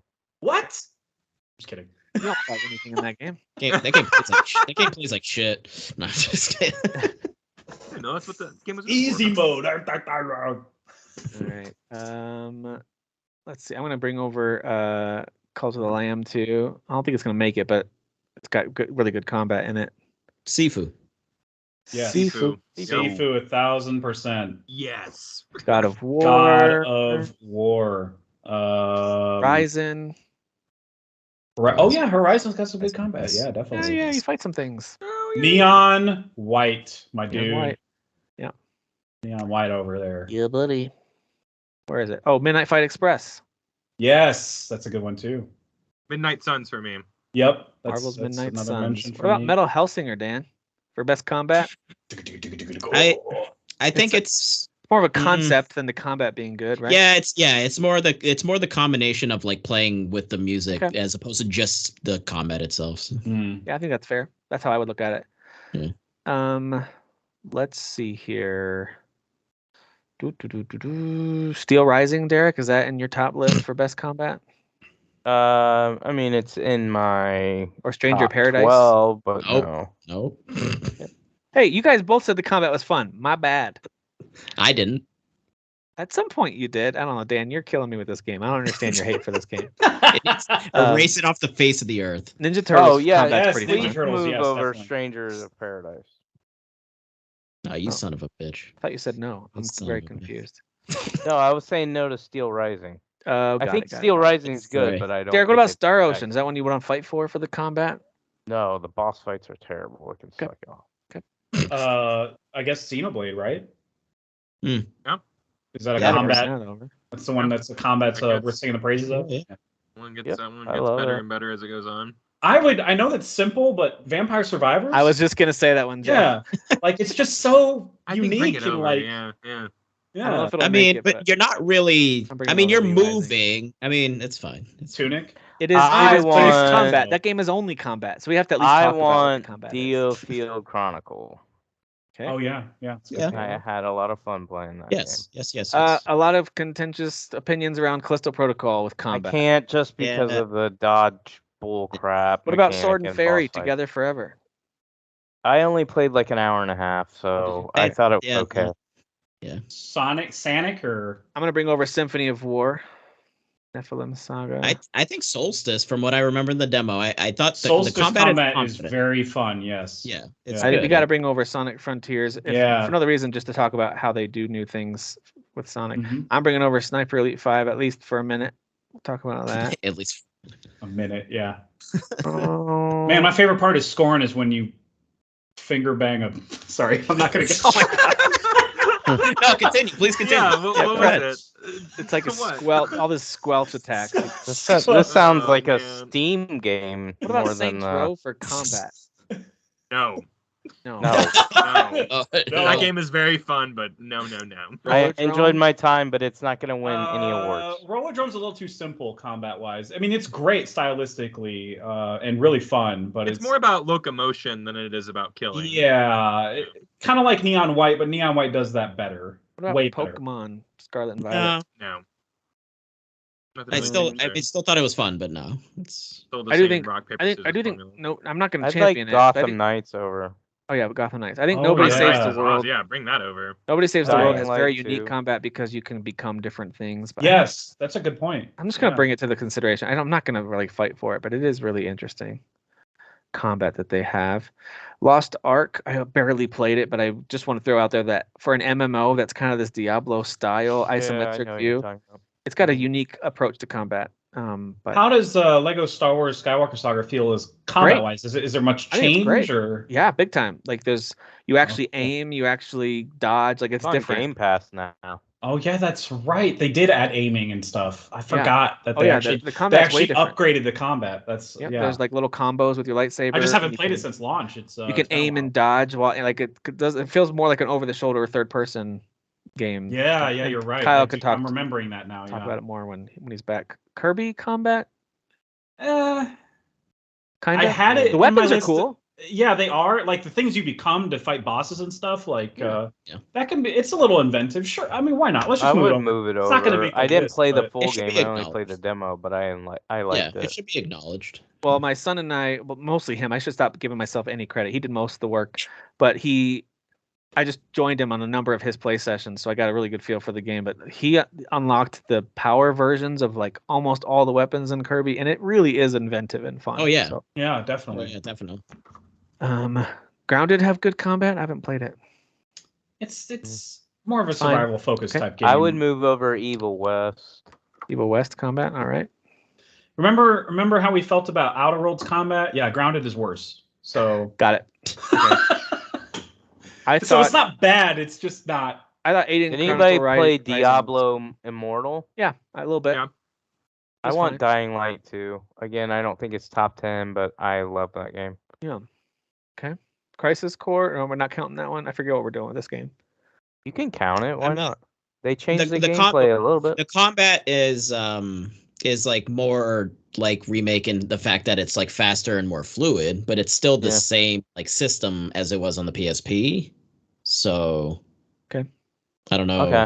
You wouldn't fight for it. I mean, it's not going to be top 10. Even if Yeah. he does fight for it. You could just bring it It's over. not. as Just put it here. What honorable about- mention. I thought Chained Echoes combat was great. Did anyone else get to any fighting in this game? Mm-mm. I only did, did but I- like the first like prologue level, and I thought it was okay. I wasn't like, It's hard to oh, it'd be this hard is to fight. awesome. It has good Oh. systems from what I've heard. I just haven't Oh, gotten this is through. the only category this game fits for. Evil West. Yeah, we moved Yeah, that I one over. moved it Wait, over. did you? Yeah, I'm not paying Bayonetta, attention. Bayonetta 3. It won't win just because none of us Yeah, bring played it Bayonetta. Yeah, enough. Bayonetta but 3 is all combat. we all know Yeah, I when was we gonna do say. Great beat it. combat. I do think want Sturgos? Sturgos and Plague's Tale moved over too. Yep. I think a Plague Tale improved enough things for it to be more fun as combat, but that's it's why probably not- I absolutely agree. love Requiem and I didn't I would enjoy Innocent. I would say The- as far as like side-scrolling hack and slash like type stuff, yeah, Anno Mutation is also pretty solid. Babylon's Fall. Everybody. Yeah, always. Well, that's GOTY. That's just overall GOTY. So. Tiny That's- Tina's Wonderlands is not going to make top 10, but the shooting always feels Yeah. good in those games. So Yeah. Yeah. I Yep. agree. I had fun with the combat in that one. Ooh, You know what? I'm gonna Thymesia, put guys. Tinykin over because the way you use your little assistants to do some stuff, or is it more puzzle solving? It's and more traverse? puzzle. There's don't do a whole there's lot no of- actual combat. I guess you don't really fight. The crap. Not Tunic. Moonscars. Moonscars combat. I really like that combat. It's hard. Yeah. That game is hard. It is, but you guys remember Rainbow Six Extraction?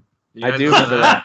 Totally do. I don't. Yeah. I'm not saying it to bring it over. I'm genuinely wondering. Remember if that you game remember came out? Remember? that game came out at all. It did. Crazy. No What one about talked that about it at all year. I didn't hear.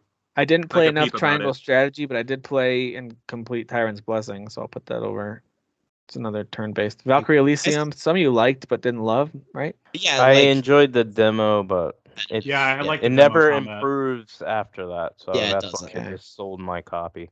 I'm offended you guys keep skipping over that one right there, Thymesia. You guys Yeah, keep I bet skipping you over. are. I bet you're offended. I mean, I should be the one that should be yelling and screaming for it to be moved over, and I won't move it over. I Out of just didn't spite. think they. I just don't. No, I just don't think it was. It didn't. It didn't get me like Steel Rising. Like I played it from beginning to end, and Steel Rising Yeah. is a longer game. Thymesia just. I don't know. I found it to be more frustrating and uninteresting. I bet Gaston is shouting Splatoon, but we gave you Sonic. Okay, so calm down. And I guess that technically is combat, right? Yeah, it is. It's a shooter, so It's Um, paint, guys. I like how we talk to him, and he probably is just like sitting there quietly, like he never yells at the screen or anything. But we're like, I bet you he's yelling and petting his little whatever animal. Yeah, dog. His animal. seems like somebody that would have His a ferret. girlfriend, boyfriend, whatever it is. Bring Rogue Legacy 2 over. I don't know. He comes Gaston, do into you have my, a ferret? I feel like you'd have a ferret. he comes into my stream sometimes, and he just says the most weirdest, silly shit. Like Gaston is just a silly human being. I love that guy. don't know if you He's guys- pretty funny. I don't know if you guys saw this game, and I should have brought it up for visuals just as a shout out. But Shadows Over Loathing has an incredible art style. I think it's a turn-based RPG, very It simplistic. sounds like the name of a movie from like France. It's like a it's like black and white stick figures in this western. Or a metal it's band. really interesting visual. But all right. Any other? Oh, Mario plus Rabbids has great combat. What am I doing? There you go. I was gonna say, I'm surprised you didn't move that over. So what else we got? High on Life. I was not going to say anything because I don't want it there. How dare you? Okay, I don't think I've got anything else that I need to bring over. Feel free to shout it out. I think I got everything. Let me just look. Okay. Oh, Tunic, I guess. Dragon Okay. Age Inquisition. Yep. Do it. Throw it on there. Bring it By that, bring do it you over mean there. Star Tim. Wars it. or? I don't think Star Wars I had don't a see game Fallen out. Order on here. There was no Star Wars Bring game it that came over, out. Because I'm always confused now. So There was no Dragon Star Wars game. Star Inquisition Wars. All right, we've got 35 games. I think we covered all the ones that are probably going to make the top 10 anyway. So let's just start moving things into our narrowed move down over list the out cap. of 35. Move over the Captain Obviouses. So God of War. A Sifu, Horizon God of War, Zero. Elden Ring. Sifu, God of War, Elden Ring, Horizon 2? It is for Horizon, me. yes. Horizon, yeah. There's Absolutely. so many mechanics in that game. It's out I'm of just this making world. sure because I loved it, but I was just making sure. Hey, let's have the Gotham Knights discussion. I'm playing it right now, and I'm having a blast with the It's combat. fantastic.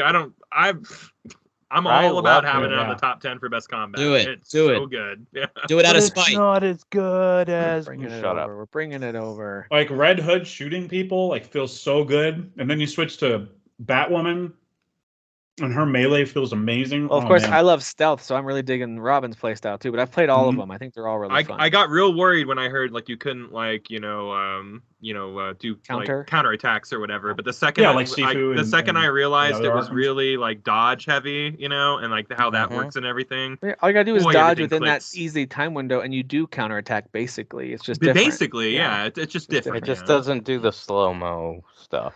Yeah, and you're not invincible while that happens either. All right, let's see what else. I we want think a needs to come Plague's over? Tale Requiem moved over. And I would like a Xenoblade Chronicles 3. I'd like Xenoblades moved This over. one makes sense to me. I love a Plague Tale Requiem, and I don't understand that one as much for combat. Give me the case for that one on combat. Well, I for me, I liked. Yes, it's more. It still has like a lot of stealth in it. Yep. But I enjoyed maybe it was my play style, but I upgraded all the arrow stuff, like my bow and all that, and so I was playing it as more With of the crossbow. Yeah, I was I playing just it never more had as enough a ammo shooter. to really like play it like that. I always felt like I was out of ammo. I was playing on easy mode, so I probably got more. So you can leave it over there. But I did play. Would anyone else throw in their hat in the ring for that for combat? No, I don't. Yeah, Okay. I don't know. And that's coming from someone who friggin' loves this game. It's in my top of the year. But I think Yeah, it's that's in my probably top because somewhere. of my dislike from the first one to this one. I was like, oh, it's the combat if that this made was me like most it more. improved gameplay, then this would be Yeah. way up there. I'm with you there.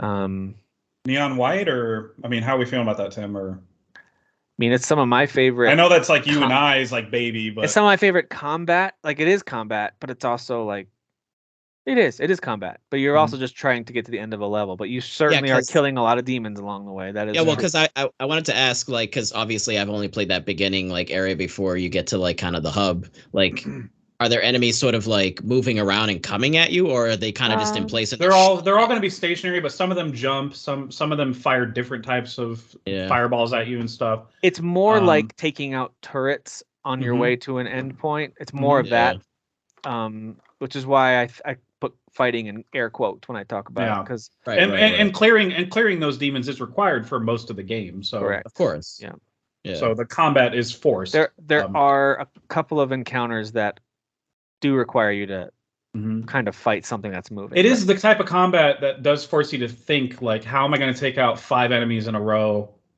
quickly? Right. So you kind of have to think, do I discard this as a bomb, or do I use a shotgun and hopefully I can look for the red barrels and slam on one of those bad boys, and that usually takes care of it. Right.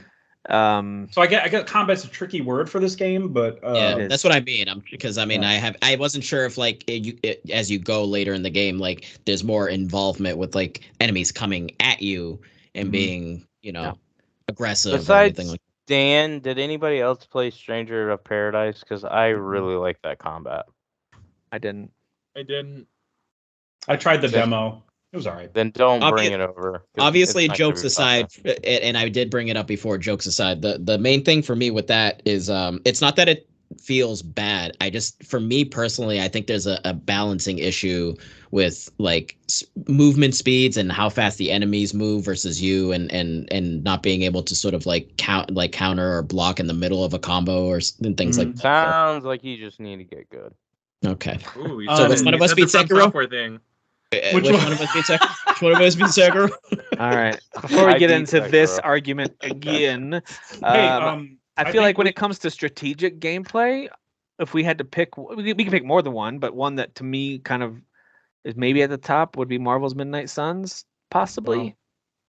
As far as like strategic I was going to ask turn-based, about Mario and Rabbids if you thought that would be. it's right up there too. I just feel like Marvel has some new approaches to it that I really appreciate. I really like what they're doing there. I agree. A little more free move. I haven't played either of those games enough to have a opinion.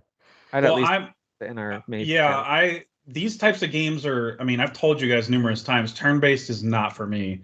But Midnight Suns does something so creative with it that I'm so eager to get back into battle when I'm, hanging out at the base. When your characters are all lined up just right, and you're like, oh my man, God, I can hit like 9 dudes this round. That It's sounds out of this satisfying. world. Like, and usually you can only hit like 1 or 2, so like when that happens, it feels special, there's something really special going on there. Yeah. Mario plus Rabbids does it super, super well too. So if there ends up being space on there, it's like the best version of that thing. Oh, I know what I was gonna say. One that almost all of us can agree on is Teenage Mutant Ninja Turtles. Right? Or is that a little too nostalgia baity for that? I think it's got great combat. I agree. It is really fun in my head, just because they're similar like style of combat and also look, of course, is Anno Mutationum. But I'm just, it's like so close. Played it. Yeah, that's the thing. I think it's that close though. I feel like Teenage Mutant Ninja Turtles does it better. Well, there's more weapons and things that you unlock along the way with Anno, but Teenage Mutant Ninja Turtles just has a lot of layers, obviously, and then comparing that to like the original, what was it, Turtles in Time? Like there is more going on in this, which I appreciate. The way you can upgrade. Well, the characters feel just different enough that it's fun to play as the different characters. Or not upgrade, but like power yourself up. I know it has nothing to do with it, but that rap song and that happens like on stage 4 or 5 makes me really want to beat up dudes. So like, it's amazing. It's so good. What about something like Astergo sneaking on the list? Is it really just Derek? I would want it, but I think I'm the only one that. I think Bayonetta makes more sense. Just because it's right there and I'm looking at it. I definitely think Bayonetta is probably top 5 if we actually played it. But nobody's played it for more than an hour. Yeah. I probably played it for 2. I'm a couple levels. I got about 2 hours in. Yeah. Okay. Yeah. Do y'all want to move it over? I love it. I think it's got really good combat. It's more Bayonetta, and it's fantastic. It's great. Yeah. I say more than anything, My problem was I just played through all of 2 right before it, and then I was like, I don't know if I want to keep doing this. For me, this goes into kind of the turn-based, but I really, really, really liked it. It was my favorite of the year would be Diofield Chronicle. Best combat of the year. No, I'm saying for a turn-based type game.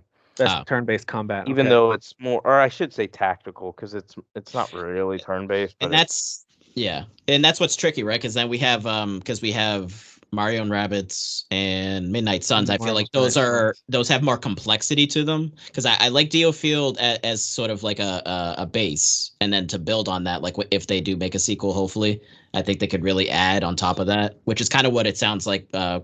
Those other 2 games have, right? They have like much more complexity and kind of adding things as the game progresses. Well, Midnight Suns is from Firaxis, who's done the XCOM stuff for a long time, so they know what they're doing big time. And Mario plus Rabbids, I feel like that Ubisoft team has really fine-tuned what they're trying to do, and that combat is super smooth and accessible, very accessible, not very difficult. So yeah, you're right. They've got that base like you talked about. I think Diofield is too. Like and the kind of the quickness of it, the battles. I think maybe that's Diofield's faster. It is much faster. I really like the combat in Diofield as well. I do. But it's like we're gonna have 3 strategy games on our list, which I would be fine with because I like that genre. I would be fine, but let's move it here right beside Mario plus Rabbids. We might put those right next to each other. Yeah. Kyle, you stepped away for a second when I brought over Lego Star Wars because I was just telling them how much improved it is, but you played it way more than I did. I just got to the second movie. It's fun, and even like the vehicles are fun, but like I don't know if it's doing anything groundbreaking, if not doing things that other games do I would even say even better, but at least it's Yeah, just that's like true. it's good enough. Like everything It's an about the improvement combat. for the Lego games though by a lot. It's a major improvement for the Lego games. Absolutely. Absolutely. But yeah, Okay. everything just feels good enough in that game. Okay. I think Except for that's like fair. the vibes. The vibes are like beyond Yes. good enough. So Yes. Yeah, if this were a vibes list, that's true. yes, if this were a vibes list, it'd be up. All right, I'm gonna bring this over down here too for us to talk about because I do think Asterigos Curse of the Stars has a really good combat system. I know that we've got some split opinions on how the demo worked, but the actual game itself, I think their combat once system you start is great. unlocking all the different weapons and stuff like that, and the So moves, we've got too many at the moment becomes badass. by a couple. Are there any more that are like maybe darlings that are in the tops of your list? I'm looking at my list here. I have Evil West in my 10, but it's like in lower territory. Just Okay. because it feels so effing good when you get the power to repel yourself towards an enemy or bring them towards you and just unload your melee on them. It feels amazing. Okay. But I didn't beat the would game, agree. so I didn't. Well, but I would agree. This is the category Evil West would even have a shot. So Right. I haven't I played think it. it's The only thing combat-wise, is the gunplay that's is what like it's good. okay, but like the melee is, it's awesome. Hey, I'm not saying that you have to do this, Derek, but when you're thinking about kind of that swimming in sevens type of a game, that's a little like which of these, Asterigos or Evil West, if you had to, would you put in there? Well, I pick Asterigos, Okay. whereas Jeff would pick Evil West. Okay. We'll talk Steros about is good though. this in a second. I still have that full game somewhere installed. I personally- either on the Deck or the PC. I personally have V Rising in my top 10 because I just think their combat, especially as you, again, it's one of those games where it starts out very simple and you're like, is this all it is? And for a while it is, but then you unlock. When you new guys say moves you and have it new in your weapons. top 10, are you talking about overall, or are you talking about This is in all this for combat. category? I've got a list for combat Okay. on the side. so you have your own. I created a separate list for myself. Okay, that's why I was Side all the piece. categories. You guys got a side piece? Just a side list. That's all. Just a side list. Yeah, Not a piece. This isn't. Being So recorded, I'm not man. your main list. Got it. They're trying to get us all in trouble all at once. I just want to throw out there that the Sonic combat, like that dude is doing flips and kicks and punches and like I thought it was unique. he's doing like literally Sonic booms, like Yeah. Guile's Sonic fun. booms. Well, Yeah, that first fun. move you get where you do like you have to do a shape around them and connect it, and then you Yes. can kind of stun them with it. That's fun, and then you can jump and Yeah. do your spin attacks, and I thought that was pretty cool. I'm When sure you, there's get more to, moves. when you get to do like the Shadow of the Colossus thing and fight some Titans and Yes. stuff, that's really Yeah, cool yeah. too. There's some good stuff in that game. So I'm just throwing that out there. Is that I just over some of was these that are shocked. hovering along the? Not for me. No, Okay. I not feel the same really. way about Sniper Elite 5. I think that it's the best version of the Sniper Elite games that we've gotten. The shooting feels excellent, especially, of course, the sniper rifles. But I think the rest of the shooting feels pretty good too for a third-person war shooter. I think they do a really good job of it, but I don't know if it's top 10 worthy. There's not going to be room for it, but Midnight Fight Express is just so Yeah, much fun. I second that. I don't think there's enough room for it, but boy, is it fun. Yeah. Yeah. I just kind of like Sifu has some of this, but in Midnight Fight Express you can use guns and stuff. I just love being able to pick up a random thing and throw it at an enemy. You can do that a ton in Midnight Fight Express. It's so cool. It is really good. Like kicking chairs at them real quick. So, and I Yeah, guess yeah. Sifu does some of that too. That's why I understand the comparison. Yeah. But it is really good at what it's doing. I love in Aiden Chronicle Rising how you quickly swap between characters to do your different move types. They just did a nice job of visually letting you swap between combat moves, but not necessarily great combat system. It's just really well done. It's just good. It's a good one. Cult of the Lamb does a nice Death's Door, Hades type of a thing, but it doesn't do Yes, either of the. yeah. It doesn't do it as well as either of those games, but it does. I a good job agree of it. because it's doing other stuff on top of that. Correct. That's really Yeah. interesting. Okay, I think we're good with bringing stuff over. It's just a matter of like Yeah. what we narrow this list down to. We Right. good? Vampire Survivors is I'm super good. fun, but I'm also good with it not being on the shared combat list because you don't actually hit a button to attack. But without saying too much, because if you guys keep playing it, you'll get to some crazy. There's some crazy things you can do when you get certain combinations of weapons and upgrade them. And even with the DLC, there's some stuff you can, if you upgrade certain things together, they will combine to allow you to do things you couldn't have done before. I don't know. It's really, really well done. So you do have some player choice in the combat, even I though you're agree. not hitting a button to attack. Yeah, there's enough variety in how much you're getting. Yep. each run. So Yep. yeah, Agreed. I totally hear you. All right, so we've got, I think these 6, Sifu, Elden Ring, Horizon, God of War, Gotham Knights, Xenoblade are shoe-ins. I think Marvel's Midnight Suns is probably in there unless we decide that maybe Diofield and or Mario should be there instead, but I'm not opposed to all 3 of them potentially being on the list, to be honest with you. Oh yeah. I'm with you, Derek, that a list like this should have a Bayonetta 3. The only reason that for our particular chat right now, it might get squeezed off the list is just because none of us have really dedicated time to it. We all are just all of us got to the same spot. We're just confirming that it's really, really good. It's more great Bayonetta combat, and maybe that's enough because Bayonetta combat's some of the best in the biz. So I mean, I know that's the only thing is they've changed some stuff. Plus, you get a new character as well that doesn't play like her. So we could actually play it and be like, oh, this isn't as good as we thought. But I just think I believe it's going to be a game that we all play and beat in 2023. yeah, And we're going to be like, well, we should have put that in top 10. Yeah, same. I gotta tell you though, like, and I've only done 2 battles with it, so take this with a grain of salt. I actually didn't find the kaiju's fighting in the background that fun. Like what? Like I understand that new layer they've added where now you can do like the big monster fights in the background while you try to avoid getting hit. Mm-hmm. I don't know. I didn't really. I'm not saying it's bad by any stretch. Please don't misunderstand. I'm just saying like that. That doesn't make the combat feel that different to me. It just No, more I feels like. took it as you were saying it was bad. Yeah, I get what you're same. saying. You suck. I just didn't, No, I think think that amazing. none of us have played it enough to have any opinion on that, to be honest. Right. Yeah. That just I feel like because like these types of games are about taking your orbs or your whatever the currency is and buying new moves and Souls. like It's all souls. there's so many moves and stuff like that that none of us have even like looked at or touched or seen in a menu or anything like There's that. going to be some kind of high heel stomp somewhere in there, I think. For sure, absolutely. Yeah, there will be that. There will be that. Definitely a stripper pole, something. Every Yep. game. So it needs to be number 1 then. That's what we're saying. Yes, absolutely. I'm with you, Dan, on Immediate number Ninja 1. Turtles being on this list. I think it should be on there. I think it's super fun as a. I mean, just thinking of the combat itself, surprisingly deep for what it's trying to do, and you can each make it as character's hard as you different. want it to be too. Like if you want to can. put it all the way up, you know, like boy, That's that game so- just really pushes. And when that you for me. unlock some extra, like when you get Casey, it's like he has a whole different move set. He's Yeah, fun to yeah. play with. So So much fun. So let me throw it out there. Should we drop Bayonetta 3 because the bottom 4 we have right now, all of us, not all of us have played them, but at least 1 to 2 of us have played them extensively and loved them, but Yeah. nobody can really fight for Bayonetta that's my 3. gut is that Bayonetta 3 it's just I an hate honorable doing it it's an because I honorable know mention I'm of gonna lack of say playing yeah, it, I'm but- gonna say that I really love Bayonetta 3 when I play it. I know I am. But I don't think we can put it in top 10 because none of us can really speak to what we Yeah. liked its about it. changes or evolutions Right. or anything. None of us can speak to it. So No.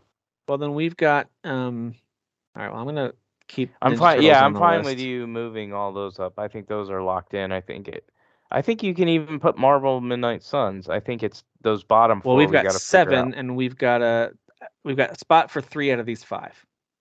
That's what I'm saying. I think Marvel's is already in, is what I'm trying to say. Could be as long as everyone agrees that it's in over some of its counterparts. I was looking at my list. I do have Mario plus Rabbids. I think I tried to make it a tie, essentially, with Marvel's Midnight Suns. If I was really forced to pick one, only because I've played it more, I'd probably lean towards Mario plus Rabbids over Marvel, but it's barely. I mean, they're both really fun strategy games. It's barely. You guys with Diofield versus Marvel? We're thinking Marvel with the complexity and stuff. For right now, I can only say I would pick Diofield, but that's only because I've only put 2 hours into Marvels. Like, I love the 2 hours I put into it, but obviously I played Diofield from beginning to end without stopping, so my love for that is greater. Okay. And Dan, what about you?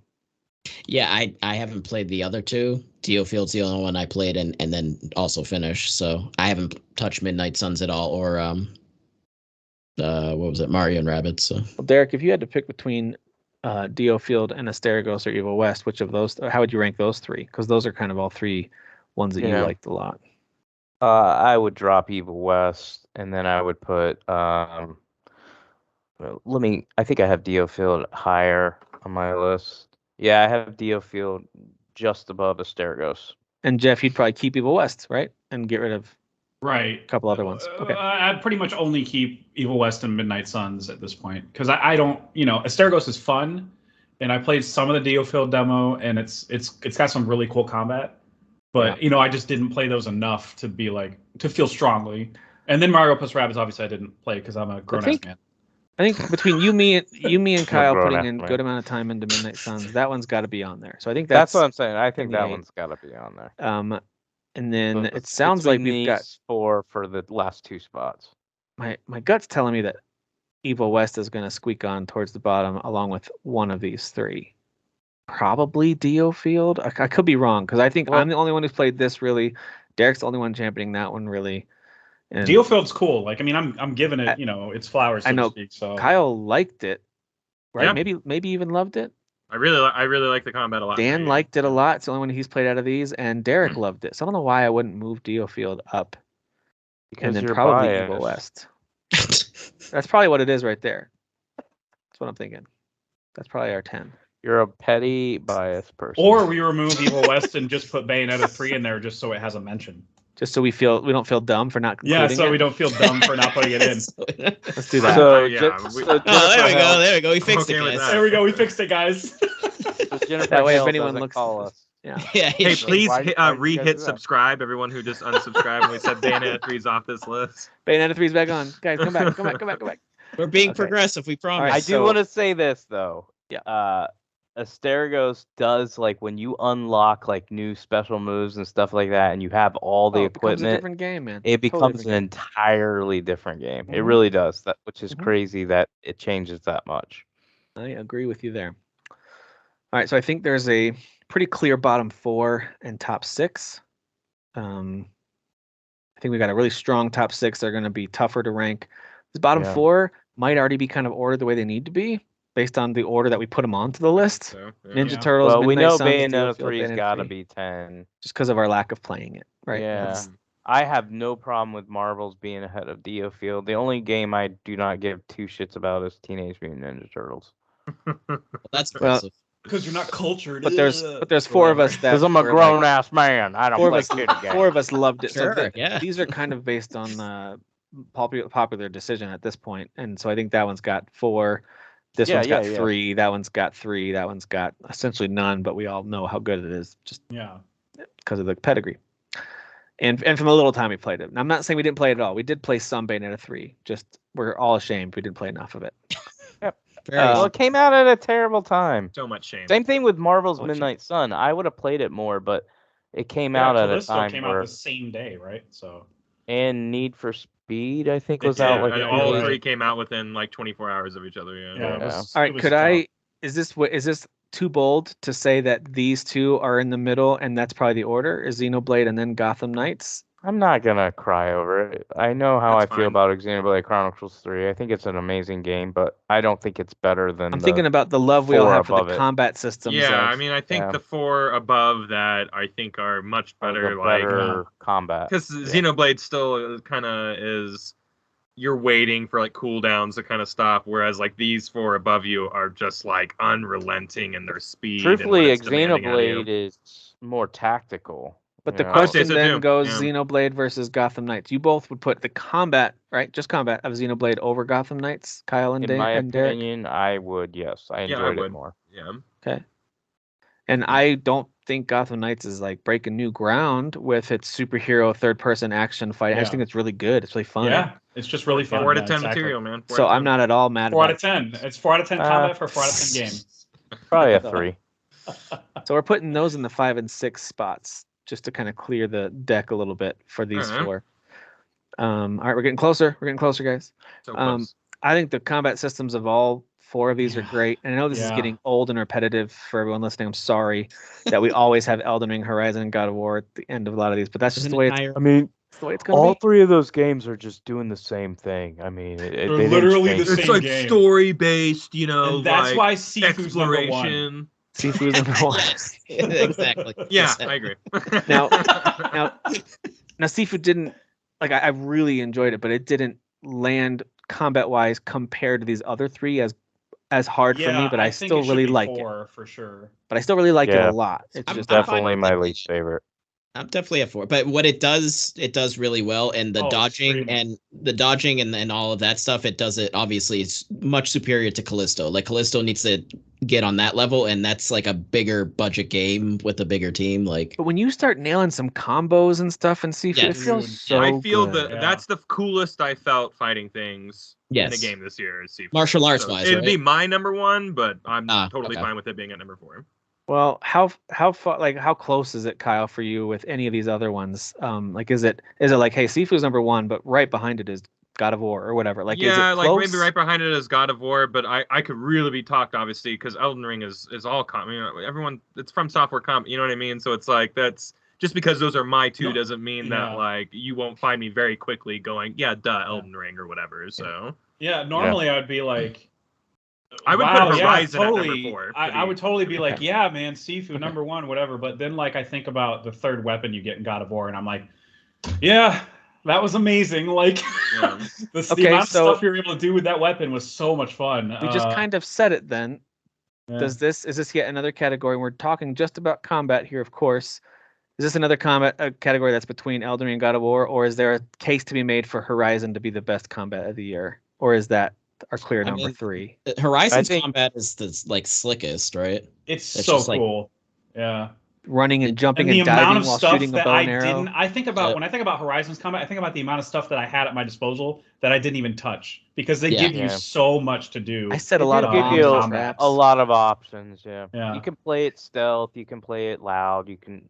It does have a lot you can of just be a trap setter the whole game. You could just when I was playing Monster Hunter Rise this summer, I found myself wishing that it had some of the trap setups that Horizon had. Because even though I love the Monster Hunter games, I was like, some of these are more convoluted to figure out and to even access in your inventory and set up. Like once you get into it, you can't. Convoluted. That's true. But it's so fun. But there are times when I was like, man, I wish these were as quick to like snap to the ground and quickly set your traps. Like Horizon really does a great job of letting you quickly set traps and all that kind of stuff. And I thought, and there's also the different elements attached to the weapons. Like you go to different shops and they all have like the different like kind of categories of weapons, but like they have like different ammunitions and different elements attached to those ammunitions. So it's like, well, which one do I specifically want for this, one particular thing? Like there's just so many layers on layers. Like there's an element of hunting in Horizon that really only Monster Hunter has, and that is if you want an upgrade, you see what part you need. It's this very rare purple element that's only in a certain type of robot that now you have to go hunt. So now you got to figure out your loadout to go hunt that thing and go find, and you have to look on your map to find where its nesting ground is or whatever. So like Horizon has a really cool hunting element, which I understand some people are annoyed by that. They're like, this is too complex. It's overly complex. It's annoying. I get that complaint. I found it to be really cool. Like I think that hunting element is awesome. It kind of created a world that I felt was, hey, this is a little bit dangerous. I got to really think about what I'm doing before I go dive. Well, that's usually the case with any game that has hunting, right? You go to a certain area where they're predominant, whatever the thing is that you're hunting is going to predominantly be in that area. Yeah, I feel like so. I just think the hunting aspect is something in Horizon that a lot of folks don't really talk about. Well, like I don't think people don't always talk about the fact that you can actually hunt in Horizon. That's kind of what you're doing. In Horizon. I think they do a good job of it. But anyway, but for me that's number 3. Like if I'm just speaking openly, like I've got Elden Ring at number 1 with the bullet. Speaking of last, like to me it's not close, and that's not at all a diss on God of War or Horizon. I'm trying to speak glowingly of those two because they're so fun. The combat hits and it just hits perfectly, and they're not doing anything wrong. So just want to make sure that's very clear. I just think Elden Ring's combat and the level of depth it has. Derek mentioned how I like builds now. I don't know why. I don't know when this happened. This is because of Elden Ring that this happened to me. I all of a sudden really got into like, hey, this weapon's kind of cool. Oh, there's 20 YouTube videos on how to do a full build if you just respec this way on this set of weapons. I think it's just because you work for Fextra now, so you're making all these build videos. Like he has no idea who I am. Sadly, I'm playing Divinity. I've got a build for that game. Derek, just go check out my video. Sadly, they have no idea who I am. But but like for example, my PS5 playthrough, like it's totally different. The build, the armor I'm using, the way that I play is so different. then my main playthrough, which I also did a couple different ways of playing that game, and then my New Game Plus playthrough. I tried a whole bunch of different stuff, and now on the PS5, I'm doing more of a spell blade where you actually coat your. I'm using one of the rapier weapons that you can like do the stabby attacks. You do a lot of like stun attacks or back attacks. So you coat it with magic, and then you cast a bunch of spells that stun them quickly.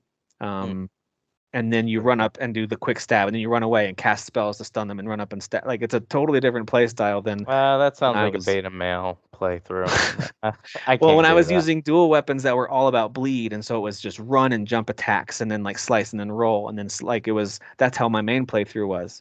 And then I've tried a whole bunch of other ones too. So I won't talk too much more about it. I know I could nerd out about it, but I just think they've nailed a great balance. Probably not perfect.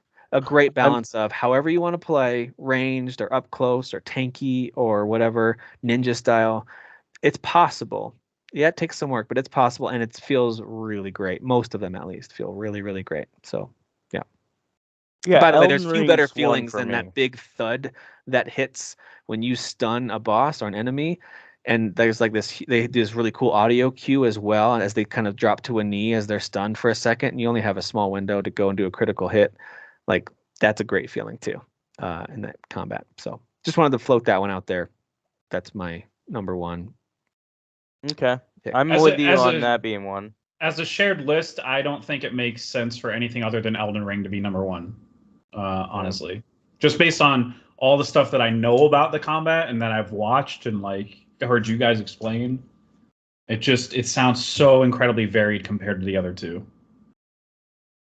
It is. I still think God of War Ragnarok, what it's doing is definitely a number 2 because Yeah. what it does really well. Again, my only complaint, and I said it when the game came out, was I personally don't like the camera up my butt on a hard boss fight because I can't see everything that's going on, and it just I had a couple it moments makes, like that after you talked about it, makes Derek. it way too chaotic, and I Yeah. hated it. But I felt so aside good from in that that, combat, man. That combat feels so good in God of War. yeah, aside from that, they nail everything else. And there's, I don't know, just to me, those two games are in a league above all other games. So by the And end of God of War Ragnarok, I know people talk about, well, it's just, I think Kyle was kind of mocking the folks who would say, like, you're just swinging blades around. It's the same thing it's always been.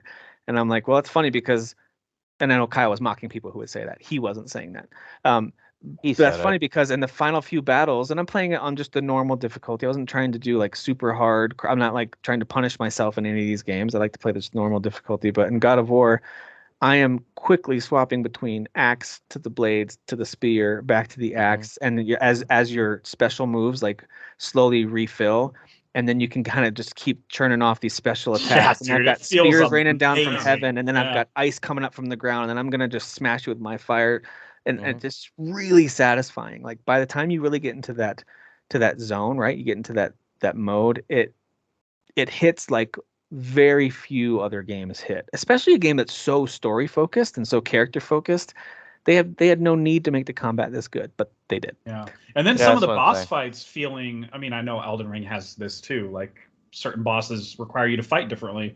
But like some Oh, yeah. bosses were so gigantic that you had to do something totally different because the story required you to do something different in your combat and rethink your strategy and stuff. I thought that was really cool. Yep. Not that Horizon didn't have that. It's just, I don't know, maybe God of War is just too fresh in my mind. I think Horizon had a couple of those moments. Like I think Yeah. of the arena fight specifically that maybe felt kind of like some of the God of War battles felt, but not Yeah, a lot yeah. of them felt that way. Yeah. So, Kyle and Dan, you played all three of these. What do you think? For all 4, really. Because I know Right. technically we put Sifu at 4, but Okay, but yeah, if you want to make a case for Sifu higher, that's fine. I mean, for me personally, Elden Ring would be 4, Okay. and then Sifu, and then Horizon, and then God of War. Okay. That would be Okay. me. All right. Is there a case you want to make for either Elden Ring being lower or something being higher, or is it you just want to say that and back out of the room? No, I think so. You just Slide. want to leaves jab the us room. and then run away. All right. All right, see you guys. That's it for me. No, I mean, obviously I'm a goofball about like, oh, it's the Souls games, whatever. I don't care. You guys like it more than I do, but I think that the other 3 games are more fun. I mean, there's more layers and way more options with Elden Ring. Like you guys were saying, how like you're talking about building all these different builds. So like, yeah, for sure. So the depth of available options is crazy, and I appreciate that for sure. I just when I was playing that, and then I'm thinking about like as far as the combat being fun and me like enjoying the fun factor of it. Elden Ring is just, it would be 4th for me. Okay. I just think what the like of God of War, like feeling like you do feel like this badass, like kind of not retired god, this axe, and then with the spear, and like you were explaining with all the different powers and everything, it just feels good. There's Feels like great, this, man. There's this oomph to it. And I just I don't know. With Souls 2, for me, I think it's a little bit of like the stress of the combat and fighting all these things that can clearly just wreck me in friggin' 2 hits. That kind of stresses me out too, which is the point of it, right? That's exactly the point of those games. But I also still think Sekiro is their best game. I think it's just the most unique, and the combat especially is just the most different and unique and stands out to me. So like, I don't know. It's just You don't like builds. That's what it is. I don't like builds. No, I don't like builds. You don't like giving us choice. You Yeah, just it's funny, I like, talked to some you have to folks who- play it the way Sekiro tells you to I play talked to it. some folks who Yeah, played exactly. Elden Ring, and they were like, "Well, it just got repetitive by the end." And I was like, "Oh, how did they get? Like, what was repetitive to you about it?" They said, "Well, I was just doing the same attacks for the whole game." Sure, I was exactly. like, "Okay, do you know they have hundreds of weapons you could choose Right. from, and you can Exactly. Hey, that Pretty- was my defense for Cyberpunk last year. Yeah, Cyberpunk's a great example where it's like you can make it repetitive if you just do the same things over Sure, and if over. you just Yes. shoot, yeah. Like God of War can be repetitive, Horizon can be repetitive. Most Literally games are everything like can be that. repetitive. Yeah. So like Yes. that's fine if that's the way you choose to play it and you don't want to experiment with anything or try to improve. That's totally your call. Play the games how you want to play them. But to call a game like Elden Ring or God of War or any of these, to call them repetitive at their core, I just think is wrong. Well, it's just lazy. It's just lazy to call it that. Yeah. Yeah. So repetitive so, is not a word for any of these games unless you're For sure. choosing to be that way. Yeah. Yeah, Yeah, but no. no, I think fun is an important one, Dan, and I think you bringing that up. Like, I had the most fun doing this fighting in this game. Oh yeah. I think that's totally subjective, but it's a really important one still to be like, which Yeah. one did you have the most fun playing? And so that's why I moved Plus- Seafood back down. Like, I don't know, maybe it doesn't go in the 4th spot. I don't know, but Kyle, what do you think? For the About- sake of time, and I actually truly believe what I'm about to say too, literally everything Dan just said, me too. Like literally, like word for word, every point he made. Yeah. No Okay. reason for me to have to like And again, regurgitate everything. Yeah, again, it's The, similar to like order he put it in, the reason why okay. the reason why Elden Ring is 4th place is because of the stress, and I don't find it fun, but that's a subjective remark, you know. Yeah. And the fun that I have is with the other 3 games, you know.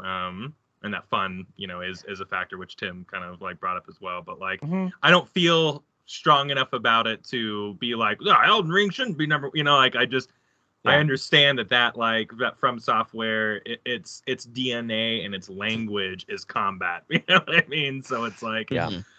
so that's an undeniable fact. It's just that at the end of the day, you know, those feelings start pumping. Yeah, up I think I agree with you guys completely, which is why I would have Sifu probably like at 7, because I didn't have as much fun with it as you guys did. Right. I'm not saying Me the too. combat's not good. I just didn't have as much fun with you guys. So to me, it's like, all right, I'd probably put it above what I've played so far of Marvel's Midnight Suns, maybe even tied with that one.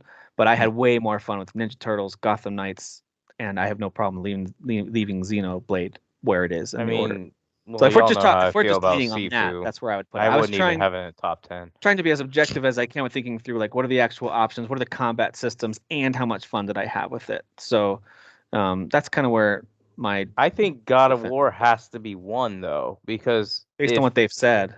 yeah, if Kyle Yeah. and Dan are saying it's their number 1, and you and I are saying Elden Ring's our number 1, but our number 2 is God of War, and then Yep. Jeff, I My think number Jeff, one is God of War. I was just talking I was about gonna just say Jeff a is shared going to list logic. That's all I was talking pick about. God of War over Elden Ring. So Yep. God of War has to be number 1. I'm with you, Derek. That's what it sounds like to me too. So then it's figuring out, does Elden Ring drop to 3, or I mean, I'm I feel really. like Elden Ring can't drop to 3. It has I to be feel at like number it has 2. to be 2. Yeah, just because My again, feeling. like its entire language is Yeah, combat. We're like the Game Awards, just not giving Forbidden West the respect it. No, I'm just kidding. just Should barely have come out making any it. other year, Forbidden Yeah, West. just barely making it. Just barely making it. I mean, Yeah. top 3 is always good. No, obviously, Very yeah, good. exactly, absolutely. And the fact Like, that the same 3 keep on showing up in multiple things, it just means that man, we had 3 landmark games this year. Pretty cool. but nothing Yeah. came out, guys. Nothing came Because I out. think Nothing came 'cause out. Slow Boring year year. though. Slow year. Because we don't even have to do the math on it. Because I think Derek's right. I think God of War only has one person's number 1 spot, but it has, I think, everyone's number 2 vote, right? No, I think Dan and Kyle both put it at 1. I have Sifu at number 1, but I'm not. Oh, Right, okay. they put Yeah. Sifu higher, didn't they? Dan, didn't you put Sifu higher? I thought Yeah, Sifu would be 3 Dan. for me. Yeah, Oh. Sifu would be 3 for me. Oh, got it. Okay. Yeah. But you would have Horizon or God of War at 1? God of War. Oh, okay. Yeah. Then And then God of like War is very definitely close our- Horizon, yeah, because like it's just that combat is just so slick, and again sliding around and all the different weapons, and like I mean what also freaking parachuting around like in mid and then like Well, jumping then over. Those where are the does 2 you I gotta feel like figure Horizon out. has to be 3 then, because I think that all the points that Dan just made are absolutely right. I mean, there is Yes, yeah. there's a so much. snappiness and a confidence in the way that all that stuff, that the action is structured, that is just Like I don't know, Aloy, like Aloy that knows what game she's should be doing. so like glitchy, and you should be Yeah. falling through stuff, but like it's so quick and Right. like it's pretty And out you of know this what? world. If this were best platforming, Horizon wouldn't be on the list. But we're talking about fighting, and there are a Yeah. multitude Are you sure about of that? fighting What's wrong with the chases in platforming? Yeah, if we Oh had, my you sure god, about I that? wanted to kill that game so many Are times. you- had a Are best you climbing implying that a category. woman can't climb the side of a cliff? Is that what you're Hey, implying? I didn't I'm not say that. implying. I'm directly saying. I'm saying to she you, jumps the cannot climb. opposite direction of where I wanted to go 99% of the time. There's no rock there. What are you doing? There's no rock. Aloy, God, jeez. Yeah. Silence was right about you, you idiot. Where's Silence? I want to play as Silence. Silence can climb better than this. All right. So I think it's this order. So Kyle, you had Sifu at number 1, but it's finishing at 4. Which means it sucks, by the way. Am I That's what that off? means. Should Sifu be 3? No.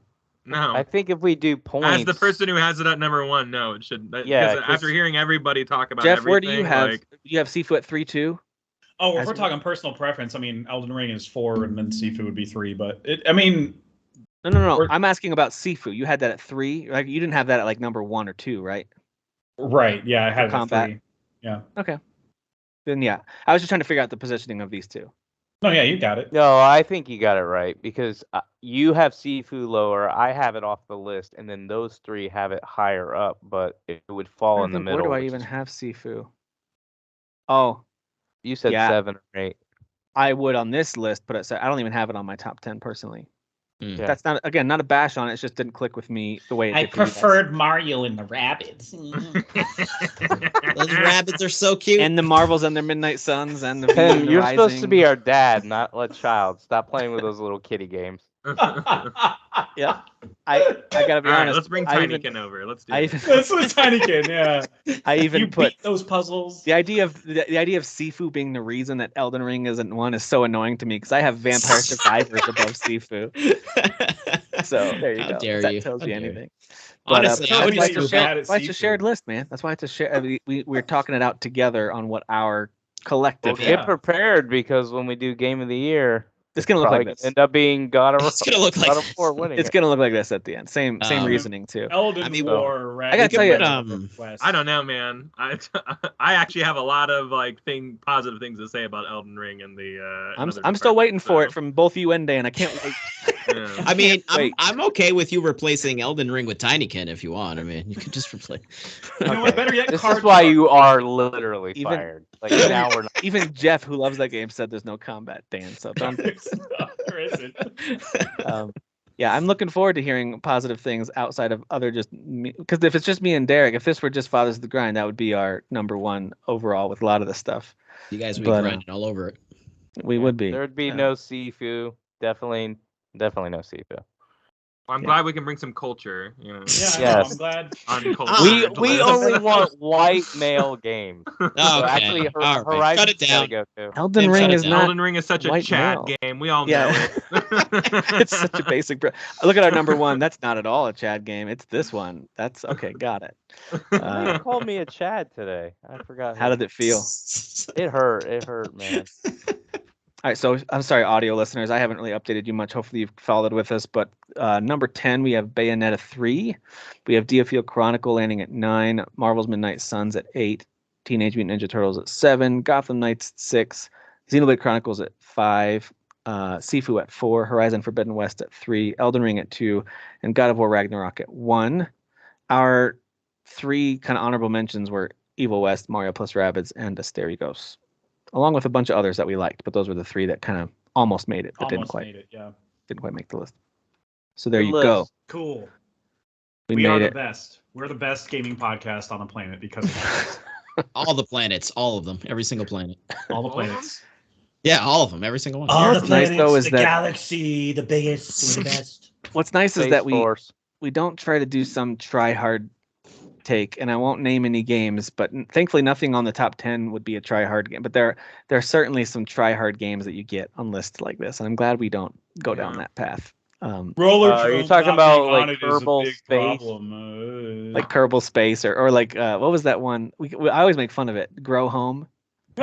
Grow up and grow Sure, home. Yeah, grow- I had fun with Grow Up, but it's not a top 10 of anything except for like, oh, maybe occasionally cute platformer. Like, there's no list for that. Sorry. I mean, I still remember listening Could to be. Giant Bomb when Jeff Gerstmann was fighting for Frog Fractions and Grow Home.